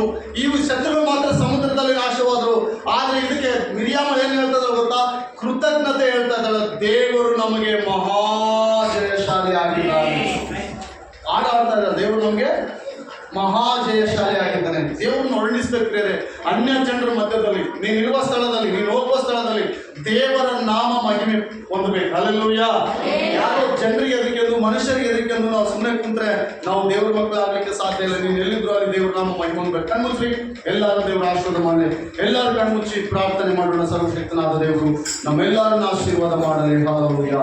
ದೇವ ನಿನಗೆ ವಂದನೆಯಪ್ಪ. ಈ ದಿನ ನಮ್ಮೊಂದಿಗೆ ಮಾತನಾಡಲಿಕ್ಕಾಗಿ ಸ್ತೋತ್ರ. ಅಯ್ಯ, ಯೆಫ್ತಾನನು ತನ್ನ ಒಬ್ಬಳೆ ಮಗಳನ್ನು ಸಮರ್ಪಿಸಿದಂತೆ ನನ್ನ ಒಂದೇ ಜೀವಿತವನ್ನು ನಿನಗೆ ಸಮರ್ಪಣೆ ಮಾಡ್ತಾ ಇದ್ದೀನಿ ಅನ್ನೋರು ಯಾರಾದ್ರೂ ಇದ್ರೆ ಒಡಂಬಡಿಕೆ ಮಾಡಿಕೊಂಡು, ದೇವರು ನಾನು ಹೆಂಗೆ ಜೀವಿಸ್ಬೇಕಂತ ಈ ದಿನ ತೀರ್ಮಾನ ಮಾಡಿದ್ರು ಹಂಗೆ ಜೀವಿಸ್ತೀನಿ ಪ್ರಭಾ. ಯಾಕಂದ್ರೆ ನೀನು ನನ್ನ ದೇವರು. ಯೆಫ್ತಾನನು ಒಬ್ಬಳೆ ಮಗಳನ್ನು ನಿನಗೆ ಸಮರ್ಪಣೆ ಮಾಡಿದನು, ಅನ್ನದ ಒಬ್ಬನೇ ಮಗನನ್ನು ಸಮರ್ಪಣೆ ಮಾಡಿದನು. ಹಾಗೆ ಸಂಸೋನನ್ನು ಕೂಡ ಒಂದೇ ಜೀವಿತ ಆತನು ಕೆಡಿಸಿಕೊಂಡರು ಪ್ರಭಾ. ನನ್ನ ಜೀವಿತದಲ್ಲಿ ಎಲ್ಲಿ ನಾನು ಸ್ಕಿಡ್ ಆಗದಂತೆ, ಸ್ಪೇಲ್ ಆಗಿರಂತೆ ನನ್ನನ್ನು ಆಶೀರ್ವಾದ ಮಾಡಪ್ಪ, ನನ್ನ ಬಲಪಡಿಸಬೇಕಂತಾನೆ. ನೀವೆಲ್ಲರೂ ಪ್ರಾರಂಭದಲ್ಲಿ ಏನ್ ದೇವರಿಗೆ ಮಾತು ಕೊಟ್ಟಿದ್ರಿ, ಯಾವ ರೀತಿ ಇರಬೇಕಂತ ಆಶಿಸಿ ಬಂದಿದ್ದೀರಿ, ಯಾವ ರೀತಿ ಇರಬೇಕೆಂಬುದಾಗಿ ಅನ್ಕೊಂಡಿದ್ದೀರಿ. ಇವತ್ತು ಆ ರೀತಿ ಜೀವಿಸಲಾರ್ದೆ ಹೋಗ್ತಾ ಇದ್ದೀರಾ, ಕ್ಷಮಿಸೆಂಬುದಾಗಿ ಪ್ರಾರ್ಥನೆ ಮಾಡ್ತೇವೆ.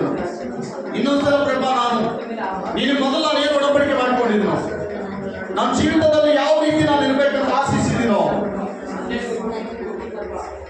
ದೇವ, ಇವತ್ತು ಇಷ್ಟು ದೊಡ್ಡ ವಾಕ್ಯದೊಂದಿಗೆ ನನ್ನೊಂದಿಗೆ ಮಾತನಾಡಿದೆಪ್ಪ ದೇವ. ಸ್ತೋತ್ರ ಪ್ರಭಾ. ಪರಿಶುದ್ಧನೇ ಸ್ತೋತ್ರ, ಸರ್ವಶಕ್ತನೇ ಸ್ತೋತ್ರ. ಈ ವಾಕ್ಯದೊಂದಿಗೆ ನಾನು ಬಲಪಡಿಸಲಿಕ್ಕಾಗಿ ಸ್ತೋತ್ರ. ಈ ವಾಕ್ಯದೊಂದಿಗೆ ನಾನು ಸ್ಥಿರಪಡಿಸಲಿಕ್ಕಾಗಿ ಸ್ತೋತ್ರ. ನನ್ನ ಪ್ರಾರಂಭ ಜೀವಿತ ಹೆಂಗಿದೆಯೋ ಅದಕ್ಕಿಂತ ಬಲವಾಗಿ ನನಗೆ ಸಹಾಯ ಮಾಡಿ. ಪ್ರಾರಂಭದಲ್ಲಿ ನನ್ನ ನಂಬಿಕೆ ವಿಶ್ವಾಸ ಹೆಂಗಿದೆಯೋ ಅದಕ್ಕಿಂತ ಬಲವಾಗಿ ನನಗೆ ಸಹಾಯ ಮಾಡಿ. ಕೈಗೆತ್ತಿ ಪ್ರಾರ್ಥನೆ ಮಾಡತ್ತವ್ರು ಯಾರಾದ್ರೆ ಕೈಗೆತ್ತಿ ಪ್ರಾರ್ಥನೆ ಮಾಡಿ. ನಿಮ್ಮ ವಿಶ್ವಾಸ ಕಡಿಮಿದ್ರೆ, ನೀವೊಂದು ತೀರ್ಮಾನದಲ್ಲಿ ಬಿದ್ದು ಹೋಗಿದ್ರೆ, ಒಂದು ಸಮರ್ಪಣೆಯಲ್ಲಿ ಬಿದ್ದು ಹೋಗಿದ್ರೆ ಕೈಗೆತ್ತಿ ನಿಮ್ಗಾಗಿ ನಾನು ಪ್ರಾರ್ಥನೆ ಮಾಡ್ತಾ ಇದ್ದೀನಿ. ನಿಮ್ಮ ವಿಶ್ವಾಸ ಬಲವೊಂದುವಂತೆ, ನಿಮ್ಮ ತೀರ್ಮಾನ ಬಲವೊಂದುವಂತೆ ದೇವರು ನಿಮ್ಮನ್ನು ಆಶೀರ್ವಾದ ಮಾಡಿ. ನೀನು ಪ್ರಾರಂಭದಲ್ಲಿ ಹೆಂಗ್ ಬಂದಿದ್ದು ಅವರಿಗೆ ಏನ್ ಅಂದ್ಕೊಂಡು ಬಂದಿದ್ದೀವಿ, ಇವತ್ತು ಅದರಲ್ಲಿ ಬಿದ್ದೋಗಿದೆಯಾ, ಅದರಲ್ಲಿ ಜಾರಿ ಹೋಗಿದೆಯಾ, ದೇವರಿಂದ ಅವಕಾಶ ಕೊಟ್ಟಿದ್ದಾರೆ. ಜಾರಿ ಬಿದ್ದರೆ ನಿನಗೆ ಆಶೀರ್ವಾದ ಇಲ್ಲ. ಯೆಫ್ತಾನನಂತೆ ನೀನು ಕೊಟ್ಟ ಮಾತನ್ನು ಉಳಿಸಿಕೊಂಡ್ರೆ ದೇವರು ನಿನ್ನನ್ನು ಆಶೀರ್ವಾದ ಮಾಡಲಿಕ್ಕೆ ಶಕ್ತ. ಯೆಫ್ತಾನನಂತೆ ನೀನು ಕೊಟ್ಟ ಮಾತನ್ನು ಉಳಿಸಿಕೊಳ್ಳೋದಾದ್ರೆ, ಹಾಗೆ ಅಂಗಳಂತೆ ನೀನು ಕೊಟ್ಟ ಮಾತನ್ನು ಉಳಿಸಿಕೊಳ್ಳೋದಾದ್ರೆ ನಿನ್ನಲ್ಲಿ ದೇವರ ಒಂದು ಕಾರ್ಯ ಆಶೀರ್ವಾದ ಸ್ಥಿರವಾಗಿದೆ ಎಂಬುದಾಗಿ ಅರ್ಥ. ತಪ್ಪಿ ಹೋಗಿದ್ರೆ ಕ್ಷಮಿಸಿ ಎಂಬುದಾಗಿ ಪ್ರಾರ್ಥನೆ ಮಾಡಿ. ಅಪ್ಪ, ಇಂದಿನಿಂದ ನಾನು ದೇವರ ಇಂದಿನಿಂದ ಯೆಫ್ತಾನನು ಯಾವ ರೀತಿ ನಿನ್ನಲ್ಲಿ ಮಾತು ಉಳಿಸಿಕೊಂಡು, ಅಂಗಡಿ ಯಾವ ರೀತಿ ನಿನ್ನಲ್ಲಿ ಮಾತು ಉಳಿಸಿಕೊಂಡು ನಾನು ಉಳಿಸಿಕೊಳ್ಬೇಕೆಂಬುದಾಗಿ ಕೈಗಳಲ್ಲಿ ಪ್ರಾರ್ಥನೆ ಮಾಡಿ.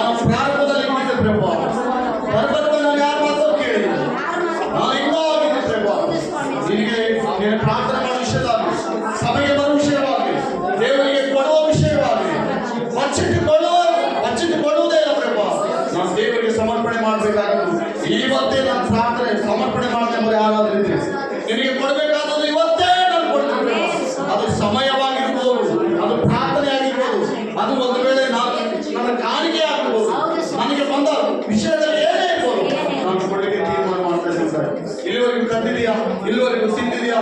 ಇಲ್ಲಿವರೆಗೂ ನೀನು ದೇವರು ಕೇಳಲ್ಲ ನೋಡಿದ್ಯಾ? ದೇವರು ಇವತ್ತು ಮಾತನ್ನು ಕೈಯಲ್ಲಿ ಪ್ರಾರ್ಥನೆ ಮಾಡೋದು ಮಾಡಿದ್ರೆ ನಿಮಗೋಸ್ಕರ ಪ್ರಾರ್ಥನೆ ಮಾಡಿ, ದೇವ ಕ್ಷಮಿಸಪ್ಪ, ಇಲ್ಲಿವರೆಗೂ ಮಾಡಿದಂಥ ಕಾರ್ಯಗಳು ಕ್ಷಮಿಸು.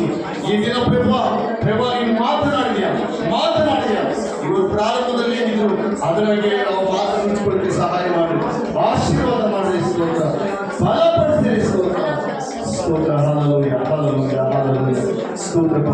ಕೇಳಿದ ವಾಕ್ಯಕ್ಕಾಗಿ ದೇವರಿಗೆ ಮಕ್ಕಳೆಲ್ಲರನ್ನು ಆಶೀರ್ವಾದ ಮಾಡು. ಸ್ಥಿರವಾಗಿರಲಿ ಒಡಂಬಡಿಕೆಯಲ್ಲಿ, ಎಲ್ಲಿ ತಪ್ಪಿ ಹೋಗಬಾರ್ದು. ಸೈತಾನಿಯನ್ನು ಮೋಸಗೊಳಿಸದಂತೆ, ಸೈತಾನ ಪ್ರೀತಿಗೂ ಒಳಗಾಗದಂತೆ ಪ್ರಭಾ ಸ್ಥಿರವಾಗಿರಲಿ. ಪ್ರಭಾ ಅನೇಕರು ಹೌದಪ್ಪ, ನಮಗೆ ಬಂದ ವಿಷಯದಲ್ಲಿ ದೇವರಿಗೆ ವಿರುದ್ಧವಾಗಿ ಬಚ್ಚಿಟ್ಟುಕೊಂಡು, ತಮಗೆ ಬಯಸಿರುವಾಗ ಬಚ್ಚಿಟ್ಟುಕೊಂಡು, ಪ್ರಾರ್ಥನೆ ಮಾಡಬೇಕಾದ ಸಂದರ್ಭದಲ್ಲಿ ಬಚ್ಚಿಟ್ಟುಕೊಂಡು, ತಮಗೆ ಬಂದ ಆದಾಯವನ್ನು ಬಚ್ಚಿಟ್ಟುಕೊಂಡು ದೇವರ ಕಾಣಿಕೆ ಕೊಡಲಿಕ್ಕೆ ಕೂಡ ಬೇಸರವಾಗಿದ್ದಾರೆ. ದೇವರನ್ನು ಕ್ಷಮಿಸು, ಅವರನ್ನು ಬಲಪಡಿಸು. ಪ್ರಾರಂಭದಲ್ಲಿ ಅವರಿಗೆ ಹಿಂಗಿತ್ತು ಅವರ ಬಳಿಗೆ ಸ್ಥಿರಪಡಿಸು, ಆಶೀರ್ವಾದ ಮಾಡು. ಕೇಳುವಾಗಕ್ಕಾಗಿ ಪ್ರಾರ್ಥನೆ ಮಾಡೋಣ. ನಮ್ಮ ಮಧ್ಯದಲ್ಲಿ ಸಹೋದರ ಹೆಣ್ಮಕ್ಳು ಪ್ರಾರ್ಥನೆ ಮಾಡಿ ಮುಗಿಸ್ಕೊಳ್ಳೋಣ.